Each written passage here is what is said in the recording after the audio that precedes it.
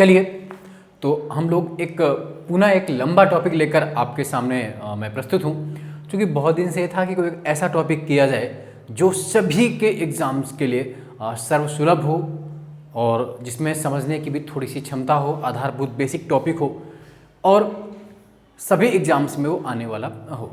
तो जब हम बात करते हैं भारतीय संविधान की, तो भारतीय संविधान का जो ऐतिहासिक आधार है, जो हिस्टोरिकल आपका बेस है, उस बेस पे हमें एक टॉपिक बनाना है और उस टॉपिक को बेसिक क्या करना है, चाहे यूपी पीसीएस का प्री हो, आरओ का प्री हो, मेंस हो, उन सब के लिए उससे क्वेश्चंस मिलेंगे और प्री के हिसाब से कुछ नए फैक्ट भी मिलेंगे।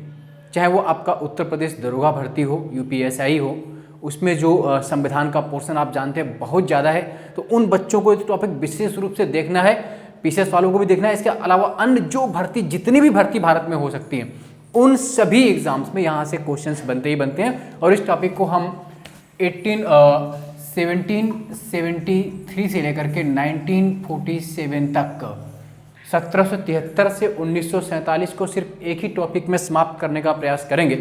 तो इसलिए आपसे भी धैर्य की अपेक्षा होगी कि वीडियो थोड़ा लंबा हो सकता है, तो आपको अपने पेशेंस के साथ और अपनी कंटिन्यूटी के साथ जुड़े रहना होगा, तभी जा करके इस टॉपिक को मैं समाप्त कर पाऊंगा, जिसमें आपकी अत्यधिक आवश्यकता है। चलिए, तो हम लोग लेके चलते हैं बिना किसी, तो इसको हम बेसिकली दो भागों में बांटते हैं। जब ऐतिहासिक आधार की बात करते हैं, हिस्टोरिकल, उससे पहले आप जानते हैं कि 1757 में बैटल ऑफ प्लासी, जो प्लासी का जिसमें लॉर्ड क्लाइव अंग्रेज विजयी रहे। उसके बाद 1764 में बैटल ऑफ बक्सर, बक्सर का जिसमें अंग्रेज विजयी रहे कैप्टन मुनरो के रूप में। तो चाहे वो प्लासी का युद्ध रहा हो 1757 में, चाहे बक्सर का युद्ध रहा हो 1764 में, और उसके बाद जो इलाहाबाद की संधि हुई 1765 में, जो ट्रीटी ऑफ इलाहाबाद हुई, और उसके बाद से लेकर के 1772 तक जो लूट खसोट की प्रक्रिया जारी रही बंगाल में, द्वैध शासन जारी रहा और जो भी तरह तरह की चीज़ें हुई, उसके बाद से अंग्रेजों को लगा कि नहीं, कुछ सुधार यहाँ पर अपेक्षित हैं, क्योंकि यहाँ पर जो भी आता था अंग्रेज, उस सेना में चाहे क्लर्क बनकर आए, लेकिन यहाँ से नवाब और सेठ धन्ना से ढोकर वापिस जाता, इतना खतरनाक मिलता था उन लोगों को। तो कंपनी में भी कुछ अव्यवस्थाएं आ रही थी, कुछ बुरी व्यवस्थाएं भी आ रही थी। तो उन सब के लिए और हमारे भारत का जो आज संविधान है, उसके बेसिक को भी अगर हम समझें, तो इन सब चीज़ ने ऐतिहासिक भूमिका निभाई है। तो उस आधार पर हम अगर देखें, तो पहले हम देखेंगे कंपनी का शासन 1773 से 1858 तक रूल ऑफ कंपनी, और उसके बाद 1858 से लेकर 1947 तक ताज का शासन, जो महारानी विक्टोरिया के तहत था। तो सबसे पहले हम बात करेंगे कंपनी के शासन के तहत 1773 ऑनवर्ड 1858। तो this is the first act which bye past British company, east India company. 1773 the regulating act, 1773 का रेगुलेटिंग एक्ट। फैक्ट की अगर हम बात करते चले यहाँ पर, तो पहला फैक्ट तो यही आता है हमेशा कि रेगुलेटिंग एक्ट कब आया, रेगुलेटिंग अधिनियम कब आया, हर एग्जाम से मिलता है आपको। तो 1773 में ये एक्ट आया। अब इस एक्ट की कुछ जो खास बातें हो सकती हैं और उन पर हम चर्चा कर लें अगर, तो आप ये जानते हैं कि इस एक्ट से क्या किया गया। सबसे पहले तो इस एक्ट के माध्यम से ईस्ट इंडिया कंपनी, ईआईसी जो थी, ईस्ट इंडिया कंपनी के शासन को नियमित व नियंत्रित, क्या करना, नियमित व नियंत्रित, कंट्रोल्ड, नियमित व नियंत्रित करने के लिए ब्रिटिश सरकार द्वारा उठाया गया ये पहला कदम था। कौन सा? 1773 का जो रेगुलेटिंग एक्ट था, ईस्ट इंडिया कंपनी ईआईसी के शासन को नियमित व नियंत्रित करने की दिशा में उठाया गया पहला कदम। By the British government have took the first place of controlling and regulating by East India company by the EIC act 1773। और इसमें हमने क्या किया, अब सबसे पहले क्या किया गया, ध्यान रखिए, इसमें देखो दिख भी रहा होगा आपको कि हमने बंगाल का गवर्नर जनरल बनाया। क्या बनाया? बंगाल का इसके पहले याद रखिएगा जो नाम था वो बंगाल का गवर्नर था। क्या नाम था? बंगाल का गवर्नर। बंगाल का जो गवर्नर जनरल वर्ड आया वो पहली बार इसमें आया, हर एग्जाम में क्वेश्चन आता। इससे पहले क्या होता था? बंगाल का गवर्नर। क्या होता था बच्चों? बंगाल का गवर्नर। कभी डीप क्वेश्चन पूछ सकते हैं या फैक्ट के रूप में, तो आप ये जान के रखिए जो बंगाल का पहला गवर्नर कौन था? क्लाइव। ये क्वेश्चन अलग से बन सकता है, who was the first governor of Bengal? Answer will be Clive. But in the basis of 1773 regulating act the governor name is change and name will be governor general. 1773 के regulating act से, regulating अधिनियम से governor की जगह पर क्या प्रयोग किया गया? Governor general. बंगाल का गवर्नर जनरल कहा गया। और बंगाल का पहला गवर्नर जनरल कौन बना? Warren Hasting, who was the first governor general of Bengal. Answer will be Warren Hastings. ये क्वेश्चंस भी फैक्चुअल है, बार बार आता है, और अभी जो एग्जाम्स हो चुके हैं इसी अगस्त में पीटी वगैरह उसमें भी आया। तो बंगाल का पहला गवर्नर जनरल कौन था? Warren Hastings. रट लीजिए, बंगाल का पहला governor Clive, who was the first governor of Bengal, Clive, who was the first governor general of Bengal, that is Warren Hastings. तो इन चीजों को अब इसके साथ साथ क्या किया गया? बंगाल का गवर्नर जनरल पद नाम और बंगाल में 4 सदस्यीय कार्यकारी परिषद का गठन किया गया। कितने? 4 मेंबर की 4 सदस्यीय कार्यकारी परिषद का गठन किया गया। 4 सदस्यीय कार्यकारी परिषद का गठन किया गया इस एक्ट के तहत। किस एक्ट के तहत? 1773 के रेगुलेटिंग एक्ट के तहत 4 सदस्यीय कार्यकारी परिषद का गठन किया गया, जिसमें बंगाल का गवर्नर जनरल तो वारेन हेस्टिंग्स, और इसमें जो 4 मेंबर थे, हालांकि मेंस में जब लिखेंगे तो उतना इंपॉर्टेंट नहीं है नेम, बट पीटी फैक्ट या अन्य किसी एग्जाम लाइक एसआई वगैरह के एग्जाम्स के लिए फैक्ट भी हमारे दिमाग में होना चाहिए। तो जो 4 मेंबर थे वो कौन कौन थे? बार बार आता है UP PGT history, UP net history में, और जो भी आपका जीआईसी प्रवक्ता का क्वेश्चन हुआ, जीएस और हिस्ट्री बहुत महत्वपूर्ण क्वेश्चन ये है। तो 4 सदस्यीय कार्यकारी कौन कौन थे? क्लेवरिंग, मानसन, बरवेल और फिलिप फ्रांसिस। अगेन मैं रिपीट कर रहा हूं, जो 4 मेंबर थे उस वर्किंग कमेटी में कौन कौन थे? क्लेवरिंग, मानसल, बरवेल और फिलिप फ्रांसिस, दीज 4। यानी कि उसमें हेड कौन हो गया? वारेन हेस्टिंग्स हो गया, और उसकी वर्किंग पे 4 मेंबर थे कौन कौन? क्लेवरिंग, मानसल, बरवेल और फिलिप फ्रांसिस। ठीक। और इसी एक्ट से क्या हुआ? जो द्वैत शासन चल रहा था बंगाल में, डायरकी, द्वैत शासन को समाप्त किया गया। द्वैत शासन को समाप्त किया गया, डायरकी को समाप्त किया गया। और एक बात और, इसी एक्ट में क्या किया गया? मद्रास और बंबई, कौन बोलो बेटा? मद्रास और बंबई, मद्रास और बंबई के जो गवर्नर जनरल थे उनको भी बंगाल के अधीन लाया गया। किसके अधीन? यानी कि मद्रास और बंबई के गवर्नर भी बंगाल के गवर्नर जनरल के अधीन हो गए। मद्रास और बंबई के गवर्नर भी बंगाल के गवर्नर जनरल के अधीन कर दिए गए। ठीक। अब इसके अलावा जो एक महत्वपूर्ण हुआ, इसी एक्ट के तहत कलकत्ता में 1774 में एक सुप्रीम कोर्ट की स्थापना कहां की जा रही? बोलो, कलकत्ता में। बहुत महत्वपूर्ण question. By this act in 1774 a supreme court establish in Kolkata. The chief justice sir Elijah Impey and other 3 जज चैम्बर्स लिमेस्टर हाइट। 1773 के रेगुलेटिंग एक्ट के तहत 1774 में 1774 में कलकत्ता में एक सुप्रीम कोर्ट की स्थापना की गई, जिसके मुख्य न्यायाधीश चीफ जस्टिस कौन थे? सर एलिजा एम्पे, और जो अन्य 3 न्यायाधीश चुने गए, चैम्बर्स, लिमेस्टर, हाइट। ये पीटी फैक्ट के लिए बहुत महत्वपूर्ण, चाहे एसआई हो, चाहे पीसीएस हो, चाहे पीजीटी, चाहे जीआईसी का हो, किसी का भी एग्जाम हो, तो आप ये बताएंगे। क्वेश्चन तो आता है। पहली बात तो सुप्रीम कोर्ट कहाँ बना? कोलकाता में बना। कहाँ बना? बोलो, कलकत्ता में। कब बना? 1774 में बना। किस एक्ट के तहत बना? रेगुलेटिंग एक्ट के तहत। इस सुप्रीम कोर्ट का सर्वोच्च जो मुख्य न्यायाधीश कौन थे? सीजीआई कौन थे? एलिजा एम्पे। लिखा हुआ है सर एलिजा एम्पे। कौन थे? एलिजा एम्पे। इसके अलावा जो 3 अन्य न्यायाधीश थे वो कौन कौन थे? चैम्बर्स, लिमेस्टर और हाइट। चैम्बर, लिमेस्टर और हाइट, ये भी आप याद रखेंगे।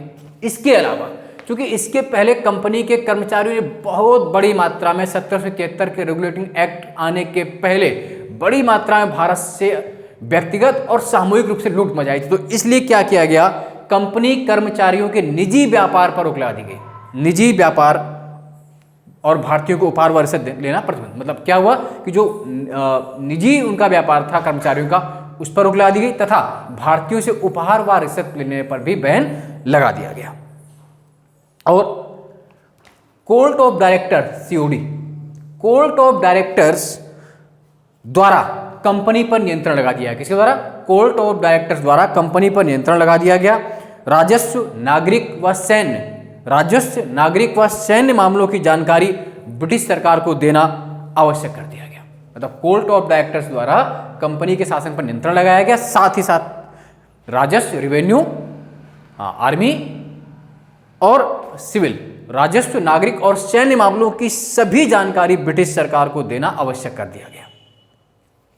हालांकि इसमें भी समस्या ये थी कि जो ये एक्ट था आपका 1773 का रूल्ड एक्ट, अगर हम बात करें तो इसमें भी जो ये कार्यकारी परिषद थी, इसमें आपने देखा ना कितने मेंबर हैं, आपने देखा कि 4 मेंबर हैं। कितने मेंबर देखिए आपने,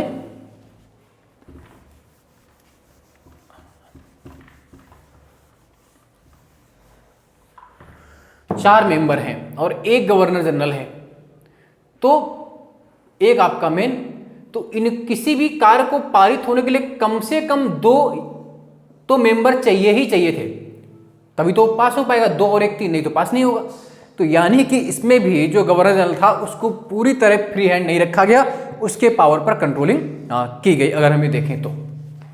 ठीक है। और फिर रेगुलेटिंग एक्ट में जो ये कमियां थी कुछ, चूंकि इसमें व्यापार भी चलता रहा और अन्य भी चीज़ भी, यानी कि उस जो आपका गवर्नर जनरल है उसको पूरी तरह काम करने में आज़ादी नहीं थी, क्योंकि कभी कभी क्या होता था कि 3 मेंबर एक साथ हो गए तो बिल पास ही नहीं हुआ।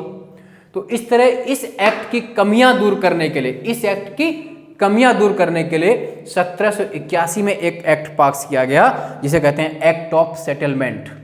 एक्ट ऑफ सेटलमेंट क्यों आया? क्योंकि रेगुलेटिंग एक्ट की जो कुछ कमियां थी उसे दूर करने के लिए, उसके लूपहोल्स को दूर करने के लिए 1781 में एक्ट ऑफ सेटलमेंट आया। हालांकि ये भी प्रॉपर रूप से काम कर नहीं पाया।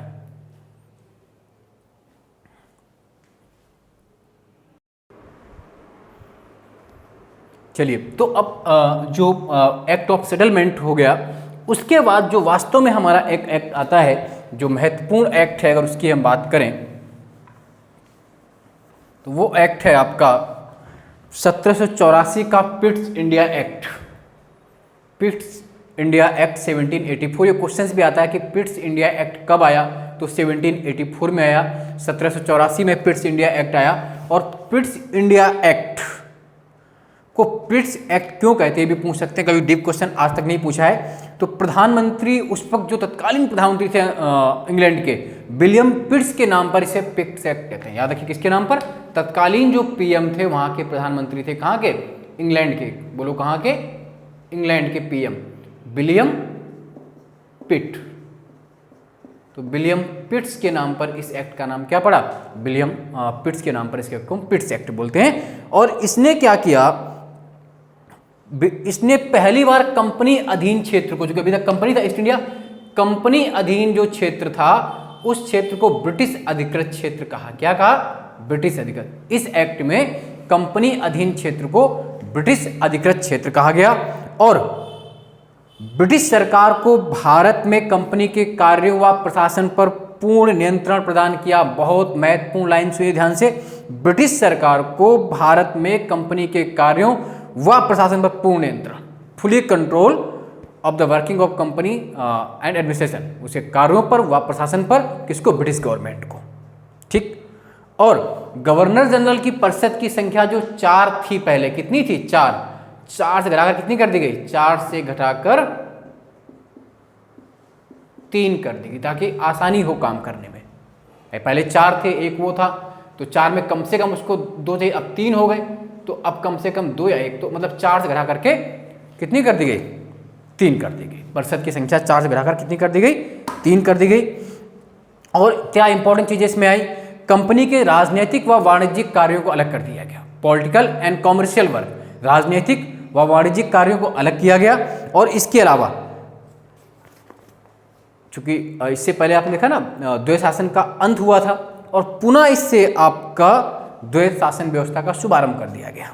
क्या कर दिया गया? क्योंकि कोर्ट ऑफ डायरेक्टर्स को कंपनी के वाणिज्यिक मामलों के अधीक्षण की अनुमति मिली, किंतु राजनीतिक मामलों के लिए बोर्ड ऑफ कंट्रोल। क्या? 2 वर्ड आप ध्यान सुनिए, COD और BOD, है ना। अब COD क्या करेगा?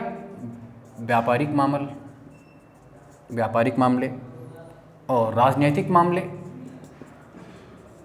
यानी कि एक तरह से फिर से द्वैत शासन के रूप में शुरुआत हुई। और इसमें क्या कर दिया गया?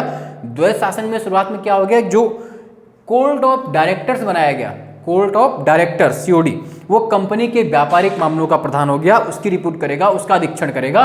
और बीओडी बनाया गया, board of directors, board of director, जो कि राजनीतिक मामलों का प्रावधान या उसका प्रतिबंध, उसका गठन करने हेतु गठित किया, यानी कि किसी एक पर ही दोनों काम नहीं सौंपे गए, अलग अलग कर दिया गया। कोर्ट ऑफ डायरेक्टर्स को कंपनी के व्यापारिक मामलों के अधीन कर दिया गया और राजनीतिक मामलों के प्रबंधन हेतु बोर्ड ऑफ कंट्रोल का गठन कर दिया गया। बोर्ड ऑफ कंट्रोल, डायरेक्टर नहीं, बीओसी, बोर्ड ऑफ कंट्रोल का गठन कर दिया गया, याद रखिएगा। और बोर्ड ऑफ कंट्रोल को यह शक्ति दी गई, बोर्ड ऑफ कंट्रोल को यह शक्ति दी गई, किसको? बोर्ड ऑफ कंट्रोल को यह शक्ति दी गई कि ब्रिटिश नियंत्रित भारत में नागरिक, सैन्य, सरकार, राष्ट्र गतिविधियों का अधीक्षण, मतलब सब कुछ क्या दे दिया गया? एक तो नागरिक, जितने भी सिविल वाला नागरिक, राजनीतिक और राजस्व। बोर्ड ऑफ कंट्रोल को पावर दे दिया गया कि वो ब्रिटिश नियंत्रित भारत में जितना भी अंग्रेजों के अधीन भारत है उस सभी में नागरिक, सैन्य और राजस्व गतिविधियों का नियंत्रण करेगी। जबकि जो कोर्ट ऑफ डायरेक्टर्स है वो किसके लिए? व्यापार के लिए, कॉमर्स के लिए।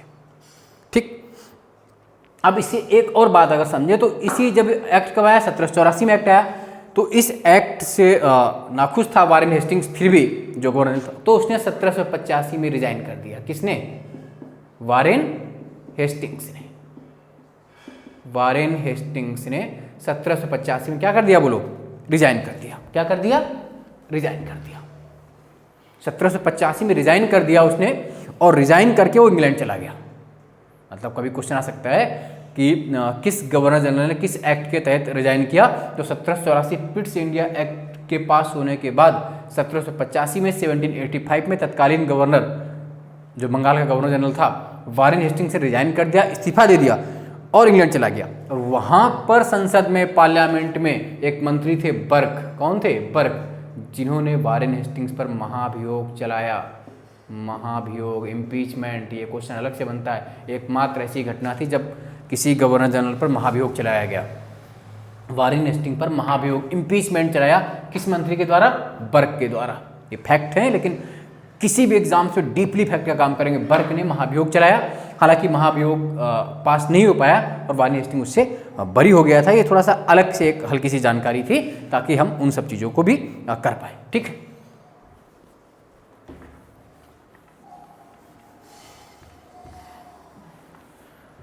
तो आप याद रखेंगे, है ना, महाभियोग और कब, कैसे, क्या। अब इसके बाद आया आपका चार्टर एक्ट 1813, चार्टर एक्ट 1813।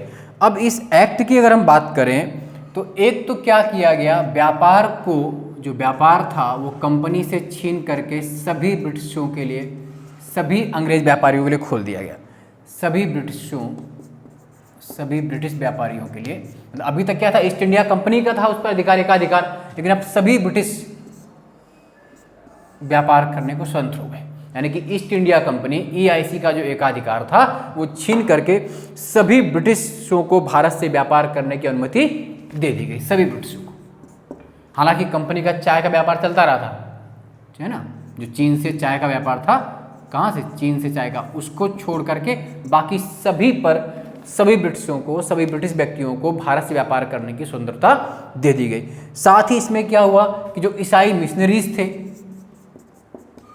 उन सबको भारत में प्रचार करने की अनुमति दे दी गई, और बड़ी मात्रा में ईसाई मिशनरीज ने अपना काम भी दिखाया, और भारत में बड़ी मात्रा में उन्होंने एक बड़े तबके को ईसाई धर्म में परिवर्तित करने का काम भी किया। और साथ ही जो महत्वपूर्ण बात है, ईसाई मिशनरीज के आगे बढ़ने के साथ साथ इसी से शिक्षा के लिए 1 लाख रुपए का फंड जुटाया गया। ये क्वेश्चन भी आता है आपका किसी भी एग्जाम्स में, फैक्चुअल भी, यानी कि है ना, शिक्षा के लिए कितना? 1 लाख रुपए का, 1 लाख रुपए का जो शिक्षा के लिए सबसे पहले व्यय किया गया, चार्टर एक्ट 1830 में। ये क्वेश्चन भी आपके जितने भी टीचिंग वाले एग्जाम्स होते हैं वहाँ पर सबसे पहला क्वेश्चन यही बनता है कि किस एक्ट में शिक्षा के लिए प्रावधान किए गए थे। तो सबसे पहले 1813 के एक्ट में एजुकेशन के लिए 1 लाख रुपए का जो प्रावधान रखा गया उसकी बात करते हैं। चलिए, ये तो हो गया हमारा 1813 का एक्ट।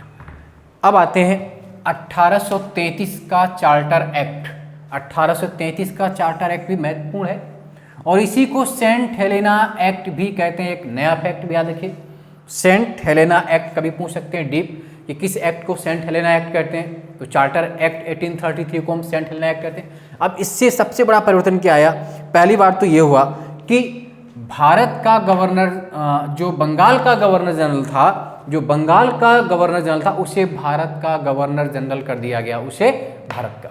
तो बाय द 1833 एक्ट, 1833 के एक्ट से पहली बार भारत का गवर्नर जनरल, यानी कि पहली बार इंडिया का गवर्नर जनरल जुड़ा गया। और who was the first governor general of India, Bharat का पहला गवर्नर जनरल कौन था अंग्रेज, तो उसका आंसर क्या होगा, लॉर्ड विलियम बेंटिंग। बंगाल का पहला गवर्नर जनरल वारेन हेस्टिंग्स और भारत का पहला governor general lord William Bentinck by the 1833 के एक्ट से। और जो व्यापार हमने सुना था अभी तक 13 में सबके साथ खुल दिया गया था, जो चीन के साथ व्यापार चल रहा था चाय का, उस पर जो एकाधिकार था EIC का, वो भी ईस्ट इंडिया कंपनी का एकाधिकार समाप्त कर दिया गया। यानी कि अब चीन के साथ चाय के व्यापार को भी सभी ब्रिटिशों के लिए खोल दिया गया। यानी कि ये क्वेश्चन अलग से भी आता है कि चाय के व्यापार को कब खोला गया था, 1833 में, उससे पहले 13 में सब चाय वाला व्यापार छोड़ा गया था। ठीक है, तो अब इसमें एक दो और जो महत्वपूर्ण बातें हो सकती हैं, भारत का गवर्नर जनरल किसे बनाया गया, लॉर्ड विलियम बेंटिंग को। और इसके पूरे ब्रिटिश कब्जे वाला जितना भारत हो सभी किसके नियंत्रण में कर दिया गया, भारत के गवर्नर जितना भी पूरा उस सबको कंट्रोल कर दिया गया। और इसके अलावा मद्रास व बम्बई, मद्रास व बम्बई, मतलब मद्रास व बम्बई के जो गवर्नर जनरल थे उनको विधायिका संबंधी अधिकार इनसे छीन लिए गए। विधायिका संबंधी अधिकार इनको छीन करके गवर्नर जनरल को विधायिका संबंधी असीमित अधिकार दे दिए गए। किसको, गवर्नर जनरल को असीमित अधिकार दे दिए गए। अब कंपनी की व्यापारिक गतिविधियां पूर्णतया क्या कर दी गई, समाप्त कर दी गई। तो अंशतः विशुद्ध प्रशासनिक निकाय बना दिया गया उसको। और सिविल सेवकों के चयन हेतु, किसके लिए, सिविल सेवकों के चयन हेतु, सिविल सेवकों के चयन हेतु खुली प्रतियोगिता परीक्षा कराने का निर्णय लिया गया। हालांकि ये प्रावधान रखा गया लेकिन ये प्रावधान लागू नहीं हो पाया इसमें, है ना। और परिषद की संख्या जो 3 थी उसे बढ़ाकर पुनः कितना कर दिया गया, 4। कितना कर दिया गया, अभी जो 3 हुई थी इसमें वो बढ़ाकर 3 से बढ़ाकर कितनी कर दी गई, 3 से बढ़ाकर 4 कर दी गई पुनः। आपने देखा कि 1773 में 4 थी, फिर आगे आपने देखा कि जो 1800 अभी जो आपने एक्ट पढ़ा उसमें 84 वाले में आपने देखा कि 4 से बढ़ाकर 3, अब 3 से बढ़ाकर 4। और जो चौथा था वो कौन था, विधि सदस्य, लॉ मेंबर। कौन था, विधि सदस्य। और उसके रूप में किसे चुना गया, मैकाले को। तो चौथे सदस्य के रूप में, लॉ और मेंबर्स के रूप में, विधि सदस्य के रूप में किसे चुना गया, मैकाले को चुना गया। किस एक्ट से, 1833 के एक्ट से, है ना, याद रखेंगे 1833 के एक्ट से ही भारत का गवर्नर जनरल वर्ड आया, जिसमें लॉर्ड विलियम बेंटिंग को भारत का प्रथम गवर्नर जनरल बनाया गया। चलिए, है ना, आगे बढ़ लेते हैं हम लोग। अब इसके अलावा जो पॉइंट हमारे हैं,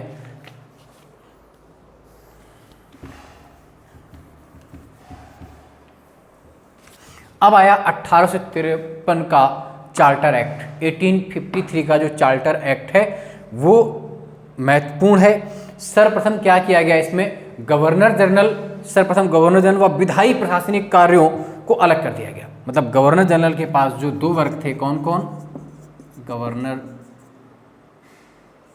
जनरल के कौन कौन से वर्ग बोलो, विधायी व प्रशासनिक, विधायी व प्रशासनिक कार्यों को अलग अलग कर दिया गया। तो गवर्नर जनरल से विधायी व प्रशासनिक कार्यों को अलग अलग कर दिया गया और परिषद में 6 नए मेंबर जोड़े गए। परिषद में 6 नए सदस्य जोड़े गए, 6 नए सदस्य जोड़े गए। और इसके अलावा आप याद रखिए, प्रथम बार केंद्रीय विधान परिषद में स्थानीय प्रतिनिधित्व प्रारंभ किया गया। प्रथम बार केंद्रीय विधान परिषद में स्थानीय प्रतिनिधित्व प्रारंभ और 4 मेंबरों का चुनाव बंगाल, मद्रास, बंबई तथा आगरा के स्थानीय प्रांतों से। कहाँ कहाँ से हुआ, बंगाल, मद्रास, मुंबई तथा आगरा की स्थानीय प्रांतीय सरकारों द्वारा 4 मेंबर का चुनाव हुआ। और सिविल सेवकों की भर्ती हेतु खुली प्रतियोगिता शुरू कर दी गई। सिविल सेवकों की भर्ती व चयन हेतु खुली प्रतियोगिता भर्ती किस एक्ट से शुरू हुई? 1853। कंफ्यूजन मत करना, लाने का प्रस्ताव रखा गया था 33 वाले में, बट वो पास नहीं हो पाया। तो 1853 वाले एक्ट में सिविल सेवकों की भर्ती व चयन हेतु खुली प्रतियोगिता शुरू कर दी गई और इसके लिए 1854 में मैकाले कमेटी बनी थी। किसके लिए? इसी सिविल सेवकों के चयन के लिए 1854 में मैकाले समिति का गठन किया गया था। इस बात को आप याद रखेंगे, ठीक। और क्या था? इसी ने केंद्रीय प्रशासन की नींव रखने का कार्य किया। इसी एक्ट ने 1853 के चार्टर एक्ट ने केंद्रीय प्रशासन की नींव रखने का जो कार्य किया उसने, और कंपनी शासन काल को विस्तार व ब्रिटिश राजशाही का विश्वास के तहत कब्जे में रखने की अधिकार दिया गया। मतलब निश्चित समय कर दिया गया कि आप कंपनी शासन का विस्तार करिए, लेकिन वो विस्तार किस पर होगा? राजशाही के तहत होगा। मतलब कुल मिलाकर के राजशाही को विश्वास में लेकर के ही आप कोई कब्जा करेंगे, है ना। और भारतीय क्षेत्र को रखने का अधिकार दिया, लेकिन समय निश्चित नहीं किया कब तक। यानी कि स्पष्ट था कि ब्रिटिश संसद द्वारा कभी भी कंपनी का शासन समाप्त, मतलब उन्होंने कहा कि आप विस्तार तो करिए, लेकिन जो पहले 15 वर्ष से 20 वर्ष का था वो बढ़ाया नहीं कि आप विश्वास में रखिए और कार्य करते रहिए। तो इस बात में अंडरस्टूड था कि कभी भी ब्रिटिश संसद द्वारा कभी भी कंपनी का शासन समाप्त किया जा सकता है। चलिए, तो ये 1853 का हो गया।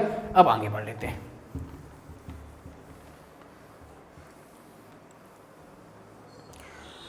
अब आया हमारा, अभी तक हमने पढ़ा कंपनी का शासन, अब आया ताज का शासन 1858 से 1947 तक।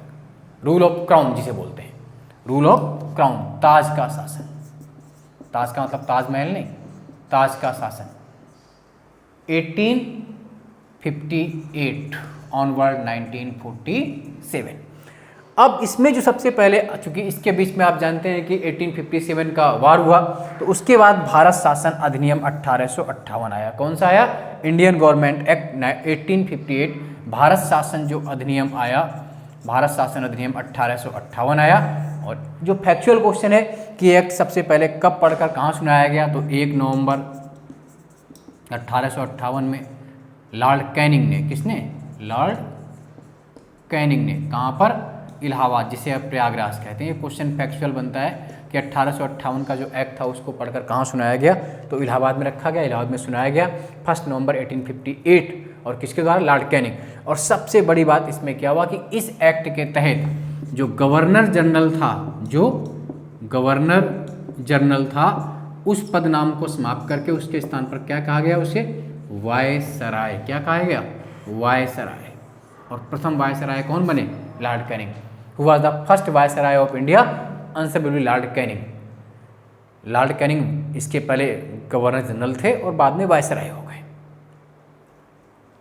तो ये अंतिम गवर्नर जनरल भी हैं और प्रथम वायसराय भी हैं, लेकिन इनको अंतिम वाला क्वेश्चन कभी नहीं बनता है, क्योंकि अंतिम में तो फिर लॉर्ड माउंटबेटन को भी हम क्या मानते हैं? Governor general. तो बस इनके लिए आपको याद रखना है कि भारत का प्रथम वायसराय कौन था? Lord Canning. भारत का प्रथम गवर्नर जनरल कौन था? Lord William Bentinck. भारत का प्रथम वायसराय लॉर्ड कैनिंग। चूंकि 1858 के एक्ट से गवर्नर जनरल का पदनाम चेंज करके क्या कर दिया गया? वायसराय कर दिया गया, और इसी लॉर्ड कैनिंग भारत के प्रथम वायसराय बने। चलिए, इसके अलावा जो महत्वपूर्ण बात हुए इसमें क्या हुआ, एक तो आप ये समझ के रखिए, प्रशासनिक सुधार के लिए इसमें बहुत काम किए गए। कंपनी के शासन का अंत कर दिया गया। क्या कर दिया गया? कंपनी के शासन का अंत कर दिया गया। पहले तो आप याद रखें, कंपनी के शासन का अंत, इसलिए तो हमने कहा ना ताज का शासन। और अंत क्षेत्र जो ब्रिटिश राजशाही को पूरा सौंप दिया गया। इसमें और सबसे बड़ी बात क्या हुई कि जो बीओसी और सीओडी आपका था,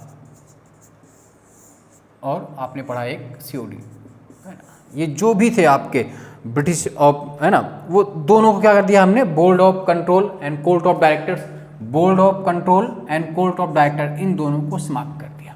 इस एक्ट से बोर्ड ऑफ कंट्रोल और court of director, board of control, court of director को समाप्त कर दिया गया, और इसकी जगह भारत सचिव नया पद बनाया गया। क्या बनाया गया? भारत सचिव एक नया पद बनाया गया। क्या? भारत सचिव। Board of control court of directors का 1858 के एक्ट से समाप्त कर दिया गया। उसके स्थान पर एक भारत सचिव का पद सृजित किया गया और जो कि ब्रिटिश कैबिनेट के एक सदस्य व ब्रिटिश संसद के प्रति उत्तरदायी होगा। क्या होगा? ब्रिटिश संसद के प्रति उत्तरदायी होगा, मतलब ब्रिटिश कैबिनेट का एक मेंबर होगा और ब्रिटिश पार्लियामेंट के लिए पूरी तरह रिस्पॉन्सिबल होगा, उत्तरदायी होगा और भारतीय प्रशासन पर पूर्ण नियंत्रण रखेगा। Fully control of the Indian administration, भारतीय प्रशासन पर पूर्ण कंट्रोल रखेगा और भारत सचिव की सहायता हेतु 15 सदस्यीय, बोलो कितने सदस्यीय, क्वेश्चन भी आ सकता है, कितने सदस्यीय? 15 सदस्यीय सलाहकारी, 15 सदस्यीय सलाहकारी भारत परिषद का गठन किया गया।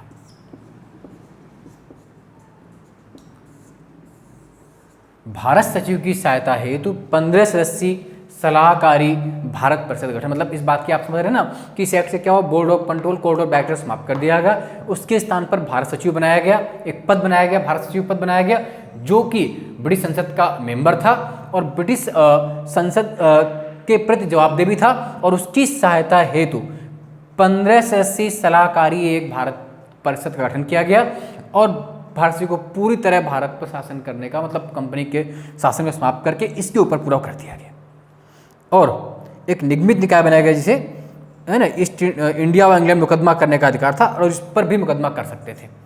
खैर, ब्रिटिश सरकार ने भारतीय सेवक की जरूरत को पहली बार महसूस इसी में किया, है ना। तो ये जो मेन पॉइंट है इस एक्ट के वो आप रख लीजिए, जो जहाँ तक आता है, ठीक। तो मतलब क्या क्या बात समझ में आई कि भारत सचिव का पद कब बना वो आप बता सकेंगे। और भारत परिषद का जो गठन हुआ उसका जो कार्यालय है, भारत का कार्यालय क्या कार्यालय था, भारत में एक कार्यालय बनाया गया और जो भारत सचिव था इस परिषद का क्या होगा, अध्यक्ष होगा। क्या होगा? अध्यक्ष होगा, ठीक है। इंडिया ऑफिस, उसे भारत कार्यालय क्या एक वर्ड में लिखा होता है, इंडिया ऑफिस के तहत वाला भी आपका बार बार पूछा जाता है। चलिए तो अब हम लोग आगे देखते हैं। तो भारतीय परिषद अधिनियम 1861 की बात करेंगे। किसकी बात करेंगे? भारतीय परिषद अधिनियम 1868। तो 1861 का जो एक्ट आया, इस एक्ट में क्या हुआ, कानून निर्माण जो प्रक्रिया, जो लॉ मेकिंग प्रक्रिया थी, कानून निर्माण की प्रक्रिया में भारतीय प्रतिनिधित्व की शुरुआत की गई। यानी कि पहली बार इस एक्ट में इंडियन रिप्रेजेंटेटिव भी बुलाए गए भारतीय प्रतिनिधित्व को। हालांकि ये विधान परिषद में गैर सरकारी सदस्य के रूप में, किसके रूप में, गैर सरकारी सदस्यों के रूप में 3 भारतीयों को शामिल किया गया। इस एक्ट में पहली बार विधान परिषद में गैर सरकारी सदस्य के रूप में 3 भारतीयों को नामित किया गया, बनारस के राजा, पटियाला के महाराज और sir Dinkar Rao. Factual question है, कभी भी आपसे ये पूछ सकते हैं किसे शामिल किया गया, तो बनारस के राजा, पटियाला के महाराज और सर दिनकर राव को। यानी कि पहली बार 1861 के एक्ट से भारतीय प्रतिनिधित्व की शुरुआत की गई और साथ ही जो केंद्रीकरण की, सेंट्रलाइजेशन की प्रक्रिया शुरू की गई थी उसको समाप्त कर दिया गया और उसके स्थान पर विकेंद्रीकरण की शुरुआत की गई, डिसेंट्रलाइजेशन। विकेंद्रीकरण की शुरुआत इसी प्रक्रिया से की गई और डिसेंट्रलाइजेशन की प्रक्रिया की शुरुआत हुई और मंत्रिमंडलीय और विभागीय व्यवस्था की भी शुरुआत इसी से हुई। किसकी? मंत्रिमंडलीय और विभागीय व्यवस्था की भी शुरुआत इसी एक्ट से हुई और मद्रास और मुंबई जो प्रेसिडेंसी उन्हें पुनः विधायी शक्तियां सौंपी गई, यानी कि विकेंद्रीकरण किया गया। मंत्रिमंडलीय और विभागीय व्यवस्था का आधार भी इसी में रखा गया। वस्तुतः वायसराय परिषद के एक अधिक सरकारी विभागों को प्रभावी बनाया जा सकता था और वो उसे काउंसिल की ओर से अंतिम आदेश भी जारी कर सकता था और परिषद में मिनिमम 6 पर न्यूनतम 12 मेंबर रख सकता था। मिनिमम 6, मिनिमम 6 और मैक्सिमम 12 मेंबर। और साथ ही वायसराय को आपातकाल में, ड्यूरिंग इमरजेंसी, वायसराय को आपातकाल में बिना काउंसिल की परमिशन से, बिना काउंसिल की संस्तुति से अध्यादेश ऑर्डिनेंस जारी करने का अधिकार भी दे दिया गया इसी एक्ट से। तब वायसराय को नॉर्मल तो बात मानी पड़ती, लेकिन आपातकाल के समय वायसराय को जो उसकी परिषद थी, जो उसकी काउंसिल थी, उस काउंसिल की बिना अनुमति के, बिना संस्तुति के अध्यादेश जारी करने का पावर दे दिया गया। ठीक, तो ये इसके बात हो गए। अब आगे चलते हैं हम लोग, जो भारत परिषद अधिनियम 1892 है इसको देख लेते हैं, इसमें क्या महत्वपूर्ण बात हुई। तो भारत परिषद अधिनियम जो 1892 है, हालांकि जो इसमें है बात करें तो सर्वोच्च चुनाव व्यवस्था स्टार्ट की गई। हालांकि चुनाव वर्ड यूज नहीं था, इलेक्शन शब्द का प्रयोग नहीं किया गया। ये क्वेश्चन बहुत बार पीटी और मेंस पे जब मेंस में आया हुआ है कि किस एक्ट से भारत में इलेक्शन चुनाव की प्रक्रिया की शुरुआत हुई, तो 1892 में इनडायरेक्टली इलेक्शन परोक्ष चुनाव व्यवस्था शुरुआत हुई। हालांकि चुनाव वर्ड का यूज यहाँ पर नहीं, मूलतः संशोधनात्मक था। केंद्रीय और प्रांतीय परिषदों में गैर सरकारी सदस्यों की नियुक्ति हेतु सीमित व परोक्ष चुनाव व्यवस्था प्रारंभ की गई। किसमें? केंद्रीय व प्रांतीय परिषदों में गैर सरकारी वाले नहीं, गैर सरकारी सदस्यों के नियुक्ति हेतु सीमित व परोक्ष चुनाव व्यवस्था प्रारंभ की गई। साथ ही चुनाव शब्द का इसमें प्रयोग नहीं रखना। साथ ही विधानमंडल में सदस्यों को प्रश्न पूछने व बजट पर चर्चा करने का अधिकार दिया गया। विधानमंडल सदस्यों को प्रश्न पूछने व बजट पर चर्चा करने का अधिकार किस एक्ट से मिला? 1892 के एक्ट से मिला। और केंद्रीय विधान परिषद व बंगाल चैम्बर्स ऑफ कॉमर्स में गैर सरकारी सदस्यों के नामांकन हेतु वायसराय की शक्तियों का प्रावधान किया गया। तो ये याद रखेंगे, है ना। और जो परिषद थी उसमें गैर सरकारी सदस्यों की संख्या तो थी, लेकिन बहुमत किसका होता था? सरकारी सदस्यों का ही बहुमत होता था। तो एक तरह से परोक्ष चुनाव व्यवस्था की शुरुआत यहाँ पर महत्वपूर्ण हुई। और दूसरा, विधानमंडल मेंबर्स को प्रश्न पूछने व बजट पर चर्चा करने का अधिकार भी इसी एक्ट से आया। चलिए अब आगे बढ़ लेते हैं।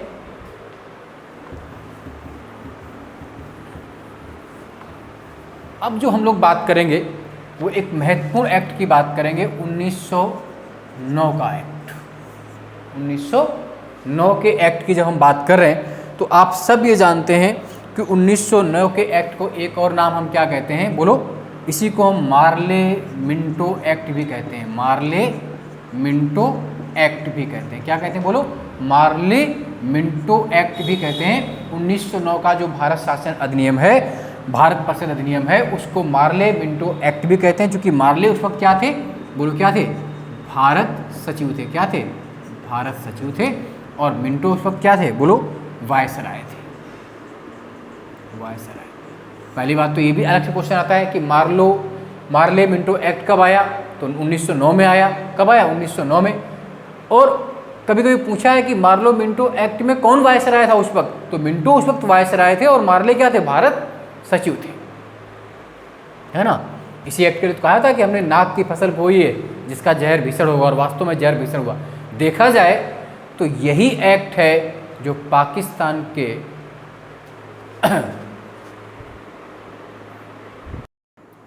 वास्तव में अगर देखा जाए तो यही 1909 का एक्ट थी जो नाक के दांत के रूप में प्रसिद्ध भी है और पाकिस्तान का जनक भी है एक्ट है। डॉक्टर राजेंद्र प्रसाद ने कहा भी था कि पाकिस्तान का जनक ना तो जिन्ना है ना वो है, वास्तव में 1909 का एक्ट है। खैर वो बात की बात है, पहले इस एक्ट का हम लोग पढ़ें। तो पहली बार इस एक्ट में चुनाव का प्रावधान किया गया। चुनाव वर्ड, इलेक्शन, चुनाव का प्रावधान। 1892 वाले में क्या था कि चुनाव शब्द यूज नहीं था और परोक्ष चुनाव स्टार्ट, यहाँ पर चुनाव का प्रावधान किया गया इस एक्ट के द्वारा। और सबसे जो महत्वपूर्ण क्वेश्चन है, सांप्रदायिक निर्वाचन की शुरुआत यहीं से की गई और पाकिस्तान बनने के लिए जो अंकुर बीजारोपण यहीं से हुआ। मुस्लिमों को पृथक निर्वाचन, किसको? मुस्लिमों को। जो मुस्लिमों को अलग वोटिंग का कॉन्सेप्ट आया वो 1909 के एक्ट का जो सबसे बड़ा दुर्गुण है, या 1909 के एक्ट का सबसे बड़ा आज तक का, मतलब भारतीय इतिहास नहीं पूरे वर्ल्ड के इतिहास में देखें किसी एक एक्ट ने अगर दुनिया को सबसे अधिक बर्बाद किया है तो 1909 के एक्ट ने। अगर उस एक्ट में ये नहीं हुआ तो शायद आज हम सीमा के इस पार उस पार नहीं डोल रहे होते। खैर वो बात की बात है, उस पर हम इतिहास पर, चूँकि इतिहास में किंतु परंतु नहीं होते, जो हो चुका उसकी बात। लेकिन जानने के लिए इसी एक्ट से सेपरेट रिजर्वेशन ऑफ इलेक्शन की कॉन्सेप्ट आई। किसके लिए? मुस्लिम्स के लिए। यानी कि मुस्लिम केवल मुस्लिम को ही वोट कर सकते थे। सांप्रदायिक निर्वाचन, जो कम्युनल एक तरह से आपका वोटिंग का राइट मिला, वो यहीं से मिला। उसका जनक किसे माना जाता है? मिंटो को माना जाता है। तो याद रखिएगा, सबसे पहले किस मुस्लिमों को अलग रिप्रेजेंटेशन, मुस्लिमों को अलग वोटिंग का अधिकार किससे मिला? 1909 के एक्ट से मिला, यानी कि जिसके तहत मुस्लिम केवल मुस्लिम को ही वोट करेंगे, है ना। पृथक निर्वाचक मंडल मुस्लिमों के लिए बना दिया गया। और केंद्रीय विधान परिषद में जो मेंबर्स थे 16 से बढ़ा करके 60 कर दिए गए। केंद्रीय विधान परिषद में सरकारी सदस्यों का बहुमत अभी भी था, किंतु प्रांतीय परिषद जो थी, स्टेट जो परिषद थी, उसमें गैर सरकारी सदस्यों के बहुमत की, मतलब बात सुनिए, जो सेंट्रल है, केंद्रीय है, वहाँ पर तो बहुमत किसका था? सरकारी सदस्यों का। लेकिन जो प्रांतीय थे, स्टेट वाले, वहाँ पर गैर सरकारी सदस्यों के बहुमत की अनुमति भी दे दी गई। यानी कि केंद्रीय परिषद में बहुमत किसका होगा? सरकारी सदस्यों का होगा, किंतु प्रांतीय परिषदों में गैर सरकारी सदस्यों के बहुमत की अनुमति थी। विधान परिषद के चर्चा के कार्यों का दायरा बढ़ा दिया गया। उसमें उस वाले बात पर प्रश्न पूछना बजट पर, इसमें क्या कर दिया गया? अब अनुपूरक प्रश्न पूछ सकते थे, वो बजट पर प्रश्न पूछ सकते थे, संकल्प मतलब कार्य बढ़ा दिया गया। क्या क्या? चर्चा करना, कार्यों का दायरा बढ़ा दिया गया, या अनुपूरक प्रश्न पूछ सकते थे, बजट पर चर्चा करना, संकल्प रखना आदि। और पहली बार इसमें जो इंपॉर्टेंट क्वेश्चन है, वायसराय की परिषद में, किसमें? वायसराय की परिषद में एक भारतीय की नियुक्ति की गई। भारतीय कौन थे? पहले वो सत्येंद्र प्रसाद सिन्हा, बहुत बार क्वेश्चन आया है, सत्येंद्र प्रसाद सिन्हा जी, रख लीजिएगा, महत्वपूर्ण क्वेश्चन है। यानी कि प्रावधानों के तहत पहली बार वायसराय की जो कार्यकारी परिषद थी, वायसराय की कार्यकारी परिषद में पहली बार किसी भारतीय को नियुक्त किया गया, और उस भारतीय का नाम क्या है? सत्येंद्र प्रसाद सिन्हा। आप इस बात को भी याद रखेंगे, ठीक है। तो ये तो हो गए 1909 का एक्ट। और 1909 के एक्ट के बारे में कहा था ना कि ये नाक के दांत की तरह भीषण फसल, और वास्तव में फसल भी, खैर वो जब कभी आएगा तो उसको आप देखेंगे। अब आगे हम लोग बढ़ लेते हैं। इस एक्ट के बाद हम देखेंगे अपना अगला एक्ट, जो हमारा 1919 का एक्ट होगा। उस एक्ट को देख के बात करते हैं हम लोग। 1909 के बाद जल्दी से 1919 का एक्ट। 1919 के एक्ट को और एक नाम से जानते हैं, क्या जानते हैं बोलो? मॉन्टेग्यू चेम्सफोर्ड अधिनियम, या मॉन्टेग्यू चेम्सफोर्ड ये नाम से ही आप पूछ सकते, आता है अलग से नाम से आता है कि मॉन्टेग्यू चेम्सफोर्ड एक्ट कब आया? तो 1919 में आया। उस वक्त मॉन्टेग्यू क्या थे? आपके भारत सचिव थे। क्या थे? भारत सचिव थे। जबकि चेम्सफोर्ड क्या थे? वायसराय। याद रख लीजिएगा, वायसराय कौन है, भारत सचिव कौन है? Montagu Chelmsford act. और ये आया कब था? 1919 में। लागू कब से हुआ है ये एक्ट? 1921 से। कब से लागू हुआ है? 1921, 1921 से एक्ट लागू हुआ। और इसे लागू करने की घोषणा किसने की? जो महारानी थी तत्कालीन, विक्टोरिया के जो पुत्र थे, किसके? महारानी विक्टोरिया के पुत्र, सपुत्र थे, कौन थे? Duke of Connaught.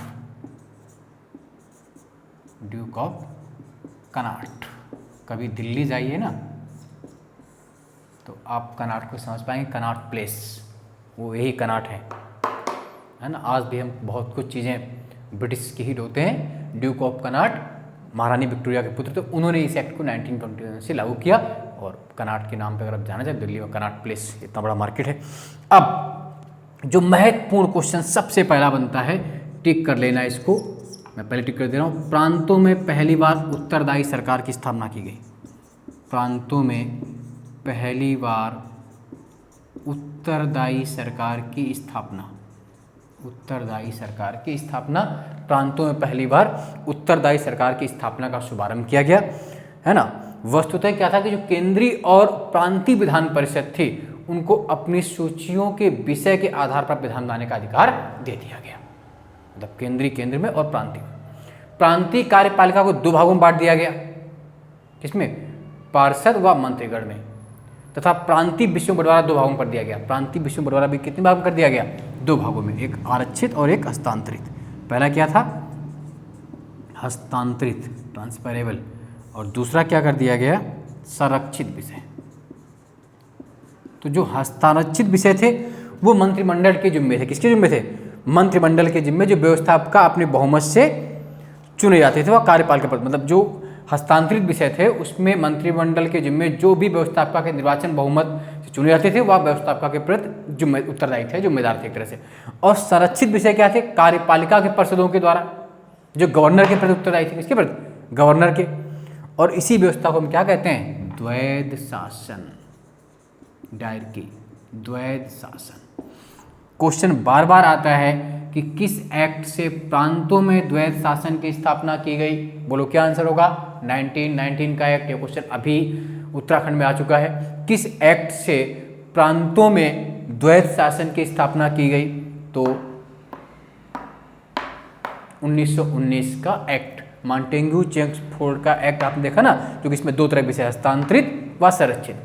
हस्तांतरित विषय वो थे जो मंत्रिमंडल के जिम्मे थे, और संरक्षित विषय वो थे जो गवर्नर के प्रति उत्तरदायी थे, है ना। और द्वैध शासन व्यवस्था शुरुआत की और काफ़ी हद तक जो सफल नहीं रही, असफल रही। एक वर्ड कभी आप सुन लीजिए कि द्वैध शासन को कहते क्या है, कभी कभी पूछ लेते हैं आपसे, तो इसको हम पढ़ते हैं डायरकी। सुनते तो आ रहे हैं कि डायरकी है क्या, हर जगह मैंने बार बार बोला है द्वैध शासन, डायरकी। डायरकी बेसिकली किस भाषा से निकला हुआ वर्ड, कभी पूछ सकते हैं आपसे अलग डीप में, तो यूनानी शब्द से निकला हुआ है। किससे? यूनानी वर्ड से, यूनानी शब्द से इसकी उत्पत्ति हुई है डायरकी, जिसे हम द्वैध शासन कहते हैं। डायरकी बेसिकली यूनानी वर्ड। मैंने कहा ना कि इस पूरी प्रक्रिया को पढ़ने में, समझने में आपको टाइम लगेगा, लेकिन निश्चित रूप से आप समझ पाएंगे और कुछ नए नए फैक्ट भी आपको इसमें मिलेंगे। ऐसा नहीं कि आप अचानक आपने पढ़ा नहीं, आप सब ने पढ़ा है और अच्छी बात है, लगातार मेहनत कर रहे हैं, लेकिन कुछ चीज़ों को हम सिंपल वे में समझें और फैक्चुअल क्वेश्चंस भी नहीं छूटे हमारे, वो भी हम चाहते हैं। और साथ साथ आप ये मान के चलिए कि हमें किसी भी क्वेश्चंस में कुछ वो करने की आवश्यकता नहीं पड़े। तो आप इन बातों को याद रखेंगे और अपनी जो पढ़ाई है उसको कंटिन्यू रखेंगे, रेगुलर रखिए। ये टॉपिक बहुत महत्वपूर्ण टॉपिक है। हो सकता है समझने में एक बार में प्रॉब्लम, आप दोबारा इस वीडियो को रिपीट करके सुनिए, तो मेंस में जब आप लिखेंगे तो एक टॉपिक यहाँ से मिलता है, प्री में और SI वगैरह जो भी क्वेश्चंस वहाँ मिलेंगे, है ना। आप लगातार लगे रहिए तो सफलता निश्चित है। 1, 2, 3 दिन में शॉर्ट तरीके से कुछ नहीं होता है, उसके लिए भी समय चाहिए होता है। तो हमें लगता है ना कि इतने जल्दी क्यों नहीं हुआ, तो उसके लिए भी आप आगे बढ़ेंगे, तभी आप कर पाएंगे चीज़ों को। चलिए खैर, ज़्यादा बोर नहीं करना, बच्चे कहेंगे अच्छा बहुत ज्ञान दे रहे हो, आप अपने ज्ञान को अपने पास रखिए, तो हम अपने पास ही रखें, लेकिन आपके काम की चीज़ें आप अपने पास रखते रहिए। चलिए, तो द्वैध शासन जो वर्ड था वो डायरकी वर्ड है यूनानी शब्द से। और प्रांतों में, स्टेट्स में पहली बार द्वैध शासन किस एक्ट से लाया गया? पहली बार उत्तर सरकार भी इसी एक्ट से है, और पहली बार द्वैध शासन कब आया प्रांतों में? 1919 के एक्ट से आया, हालांकि जो सफल नहीं रहा। अब इसमें क्या क्या किया गया, कुछ और इसी में सर्वप्रथम केंद्र में द्विसदनी व्यवस्था आई। अब ये एक क्वेश्चन भी बनता है, बार बार टिक कर लीजिए, केंद्र में द्विसदनी व्यवस्था, द्विसदनी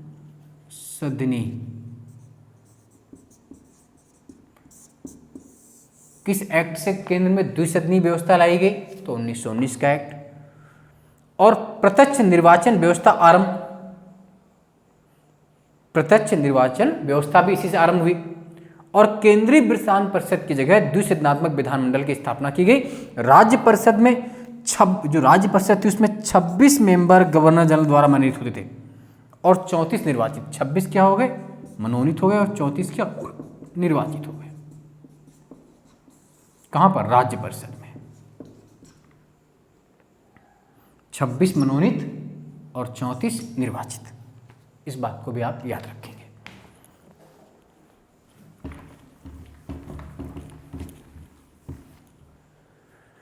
आगे अगर हम बात कर लेते हैं, और केंद्रीय विधानसभा में क्या किया गया, बहुत महत्वपूर्ण है। कुल 104 सदस्य क्या होंगे? निर्वाचित होंगे, इलेक्टेड होंगे, और 41 किए जाएंगे, मनोनीत किए जाएंगे। 41 क्या किए जाएंगे? मनोनीत किए जाएंगे। और प्रांतीय विधान परिषदों की संख्या में वृद्धि कर दी गई। प्रांतीय विधान परिषदों की संख्या में वृद्धि कर दी गई। क्या कर दी गई? वृद्धि कर दी गई। क्या हो गया? मिनिमम कितने हो सकते थे? 60, और मैक्सिमम कितने हो सकते थे 140, मिनिमम और मैक्सिमम, मतलब न्यूनतम 60 और अधिकतम 140 करने थे। तथा वायसराय के कार्यकारी परिषद जो 6% थी वायसराय मेंबर थे, उन 6 सदस्यों में 3 भारतीय होना आवश्यक कर दिए गए। 3 भारतीयों का होना आवश्यक कर दिया गया। वायसराय के कार्यकारी परिषद के जो कुल 6 मेंबर थे उसमें 3 भारतीयों का होना अनिवार्य। इससे पहले आपने देखा 1909 में 1 भारतीय को शामिल किया गया था।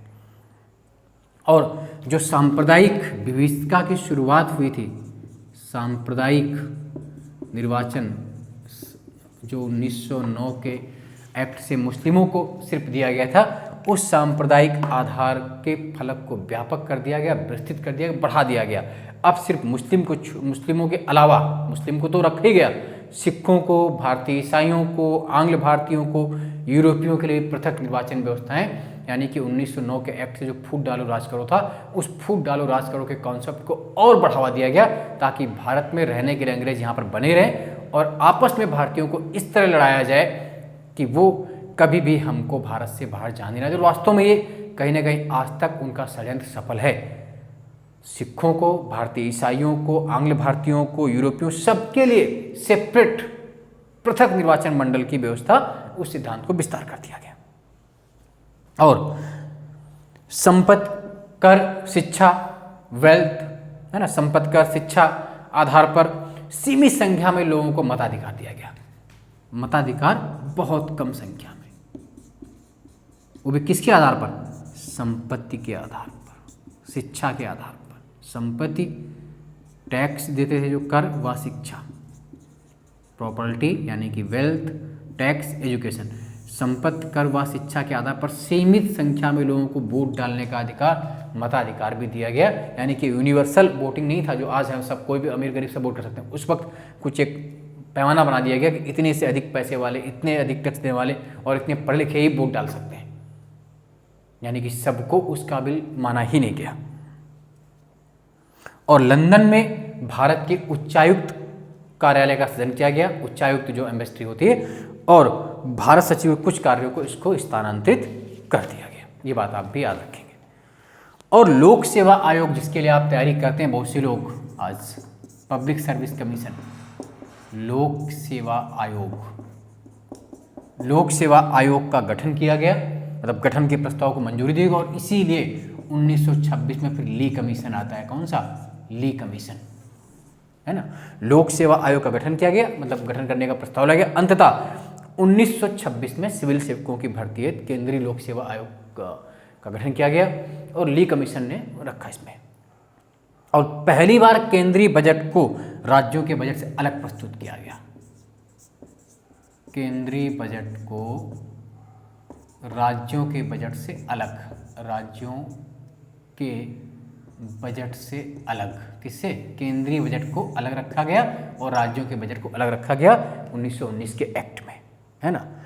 और इसी में कैग जो आज CAG है, जो आप सुनते हैं ना, कंप्यूटरल एडिटर जनरल, नियंत्रक महालेखा परीक्षक, कैग के पद का सृजन का सुझाव दिया गया कि कैग के पद का सृजन किया जाए, है ना। 1921 में मंडली बनाया गया था। और इसमें यह भी कहा गया कि अब 1919 के बाद से प्रत्येक 10 वर्ष बाद, हर 10 वर्ष बाद एक वैधानिक आयोग बनेगा जो कि इसकी जांच करेगा कि भारत में उत्तरदायी शासन कितना सफल हुआ है और इसने कितना अच्छा का, मतलब हर 10 वर्ष बाद जो बना हुआ एक्ट उसकी समीक्षा होगी, है ना। अब इसमें महत्व की अगर बात कर लें, जो कि मेंस के हिसाब से आया हुआ लास्ट ईयर मेंस पीसीएस में, इंपॉर्टेंस क्या रही इसकी, तो प्रांतों में आंशिक रूप से उत्तरदायी सरकार की स्थापना हुई। इनिशियल स्टेज पर आपका रिस्पॉन्सिबल गवर्नमेंट स्टार्ट हुई और पहली बार ब्रिटिश शासन के उद्देश्य की स्पष्ट घोषणा की, स्पष्ट क्लियरेशन हुआ कि ब्रिटिश गवर्नमेंट का क्या ऑब्जेक्ट है। उन्होंने कहा ना कि हमारा उत्तरदायी शासन देने का ये जो भी उद्देश्य है। और मताधिकार, वोटिंग के राइट में वृद्धि की गई। शासकीय सेवाओं जो थी उनके शासकीय सेवाओं को भारतीयकरण, शासकीय सेवाओं के भारतीयकरण की दिशा में कदम बढ़ाए गए। राजनीतिक प्रशिक्षण का अवसर प्राप्त करने का अधिकार दिया गया, पॉलिटिकल ट्रेनिंग देने का अधिकार प्राप्त किया गया। विधानमंडलों का विस्तार किया गया, विधानमंडलों का विस्तार किया गया और भारतीय स्वशासन के क्षेत्र का विस्तार भी हुआ। लोक सेवा आयोग की भी स्टार्टिंग हुई, है ना, इस तरह करके। लेकिन ये एक्ट में जो कमियां थी, अगर बेसिक कमी हम देख लें, दोष देख लें, लूपहोल देख लें, आलोचना देख लें, तो आलोचना में क्या हुआ? पहली बात तो केंद्र में उत्तरदायी सरकार नहीं थी। केंद्र में क्या थी? अनुत्तरदायी सरकार सतत चलती रही। सरकार का ढांचा केंद्रीय व एकात्मक ही रहा और सांप्रदायिक निर्वाचन प्रणाली को समाप्त ही नहीं किया गया, वरन उसे और भी बढ़ावा दिया गया।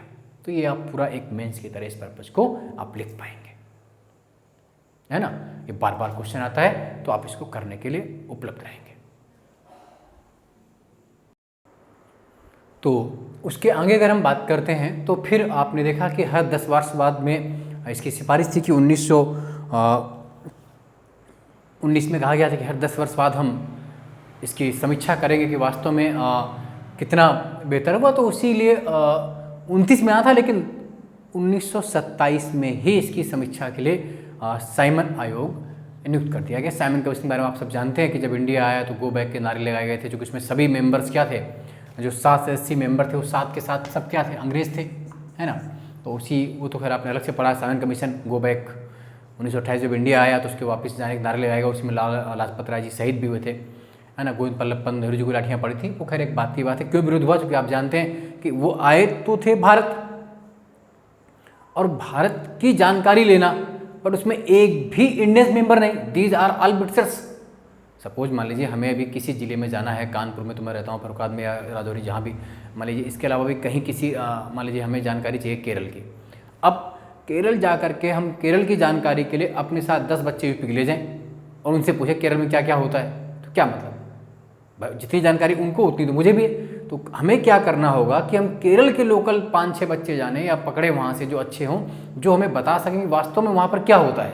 तो वो चीज़ ज़्यादा बेहतर रहेगी, ना कि हम ये करें कि ये हम यहाँ पर जो भी देखें कि हम करें कि आसपास। तो वही अंग्रेजों ने किया कि जब इंडिया आए हैं, भारत की विस्तृत जानकारी चाहिए, तो उसके लिए किसी न किसी भारतीय मेंबर को शामिल करते, लेकिन उसमें एक भी भारतीय मेंबर शामिल नहीं था, इसीलिए कांग्रेस का विरोध किया। फिर वो बात की बात है। तो साइमन आयोग जब नवंबर 1927 में आया और 1930 में उसने अपनी रिपोर्ट का प्रस्तुत की 1930 में, तो उसने वही द्वैध शासन प्रणाली, राज्यों में सरकार का विस्तार, ब्रिटिश भारत में संघ की स्थापना व सांप्रदायिक निर्वाचन जैसी व्यवस्था जारी रखने की सिफारिशों की। कौन कौन सिफारिश की? एक तो ब्रिटिश भारत में संघ की स्थापना की जाए, सांप्रदायिक निर्वाचन व्यवस्था को जारी रखा जाए, राज्यों में सरकारों में विस्तार किया जाए, इन सब की सिफारिश की। और इन प्रस्तावों पर विचार हेतु ब्रिटिश सरकार, ब्रिटिश भारत व भारतीय रियासतों के प्रतिनिधियों हेतु 3 गोलमेज सम्मेलन की वकालत की। किसकी किसकी क्या क्या शामिल है उसमें? ब्रिटिश सरकार, ब्रिटिश भारत व भारतीय रियासत, जो लोकल राजा थे, चैम्बर्स थे, उन सब के लिए 3 गोलमेज सम्मेलन लंदन में करने की बात की। वो मैंने महात्मा गांधी वाले वीडियो में आपको अलग से पूरा पढ़ाया हुआ है। और चर्चा के आधार पर संवैधानिक सुधारों का एक श्वेत पत्र जारी किया गया, एक व्हाइट पेपर जारी किया गया, और श्वेत पत्र जो ब्रिटिश संसद की संयुक्त प्रवर समिति के समक्ष रखा गया, और वही श्वेत पत्र 1935 के अधिनियम का बेसिक पॉइंट बना, है ना। जो 1935 का अधिनियम आया वो श्वेत पत्र के आधार पर ही आया, जो श्वेत पत्र साइमन आयोग की रिपोर्ट पर जारी किया गया। इतना तो आपको यहाँ तक क्लियर हो गया होगा। चलिए अब हम लोग बात कर लेते हैं जो वास्तव में बहुत महत्वपूर्ण क्वेश्चन है, भारत शासन अधिनियम 1935। और इस पर क्वेश्चन सर्वाधिक आते हैं और मेंस के लिए बहुत महत्वपूर्ण टॉपिक है, वैसे भी और अन्य एग्जाम्स के लिए भी। तो चूंकि आज भी अगर हम देखें जो भारतीय संविधान हमारा बना है, जो इंडियन गवर्नमेंट का हमारा जो संविधान है, तो उसका बेसिक सोर्स क्या है? Indian government act 1935 is basic source of Indian constitution. भारतीय संविधान का जो मूल स्रोत है वो भारत शासन अधिनियम 1935 ही है। एंड मोर देन 200 से अधिक आर्टिकल सीधे सीधे यहीं से लिए गए। तो भारतीय संविधान के लिए भी बहुत महत्वपूर्ण है, और वास्तव में इसी एक पूर्ण उत्तरदायी सरकार के गठन में एक मील का पत्थर साबित हुआ, और एक लंबा व विस्तृत दस्तावेज तैयार किया गया। इसमें 14 भाग थे, 14 पार्ट्स, 321 धाराएं थी और 10 अनुसूची थी। यानी कि आज भी देखते हैं ना, जब भारतीय संविधान में 22 भाग देखते हैं और 395 आर्टिकल देखते हैं और जो 12 शेड्यूल देखते हैं, तो वो उस पर कहीं ना कहीं प्रभाव आपको साफ दिख रहा है। 14 भाग, 321 धाराएं और 10 अनुसूची, एक विस्तृत लंबा दस्तावेज था। और इसमें सबसे जो विशेषताओं की अगर हम बात करें तो इसमें विशेषता क्या आई कि जो अखिल भारतीय संघ का निर्माण किया जाएगा। किसका? अखिल भारतीय संघ का निर्माण कैसे होगा? ब्रिटिश प्रांत, जो भी ब्रिटिश प्रांत हैं और जो देसी रियासतों को मिलाकर, किसको? ब्रिटिश प्रांत और देसी रियासतों, ब्रिटिश प्रांत जो अंग्रेजों का अधीन प्रांत थे और देसी रियासत जैसे जयपुर, कोटा, जोधपुर, ब्रिटिश प्रांत व देसी रियासतों को मिलाकर एक अखिल भारतीय संघ, एक अखिल भारतीय संघ की स्थापना का सुझाव रखा गया, प्रस्ताव रखा गया, योजना रखी गई। किसको किसको मिलाकर? ब्रिटिश प्रांतों और देसी रियासतों को। हालांकि देसी रियासत इसमें शामिल नहीं हुई, इसीलिए अखिल भारतीय संघ का प्रस्ताव ये असफल हो गया, क्योंकि देसी रियासतों ने इसमें शामिल होने से मना कर दिया था। और विषयों का बंटवारा, जो सब्जेक्ट होते हैं, उन विषयों का बंटवारा भी किसमें कर दिया गया? 3 भागों में कर दिया गया, 3 सूची में। वो आप पढ़ते हैं ना, राज्य, स्टेट लिस्ट, सेंट्रल लिस्ट, राज्य, संघ, समवर्ती, कंकरेंट। तो 3 भागों में जो आज भी हम देखते हैं। और अवशिष्ट शक्तियाँ जो थी वो वायसराय का अधीन कर दी गई। मतलब सूची बंटवारा कितने भागों में? राज्य, स्टेट लिस्ट, राज्य, संघ, सेंट्रल लिस्ट, समवर्ती, कंकरेंट। तो 3 सूची आज भी हम देखते हैं। तो वही प्रभाव कहीं ना कहीं इस पर है कि नहीं है? राज्य, संघ और अवशिष्ट शक्तियां वायसराय के अधीन रखी गई। एक बात और, इसमें प्रांतों में द्वैत शासन व्यवस्था समाप्त कर दी गई। बहुत महत्वपूर्ण क्वेश्चन आता है, प्रांतों में द्वैत शासन व्यवस्था समाप्त। जो आपने देखा ना कि 1919 से प्रांतों में द्वैत शासन आई थी, लेकिन 1935 के एंड से स्टेट्स में प्रांतों में दायर की द्वैत शासन को समाप्त करके प्रांतीय स्वायत्तता दे दी गई। ये क्वेश्चन बहुत बार आता है कि किस एक्ट से प्रांतीय स्वायत्तता, स्टेट ऑटोनॉमी, प्रांतीय स्वायत्तता आई?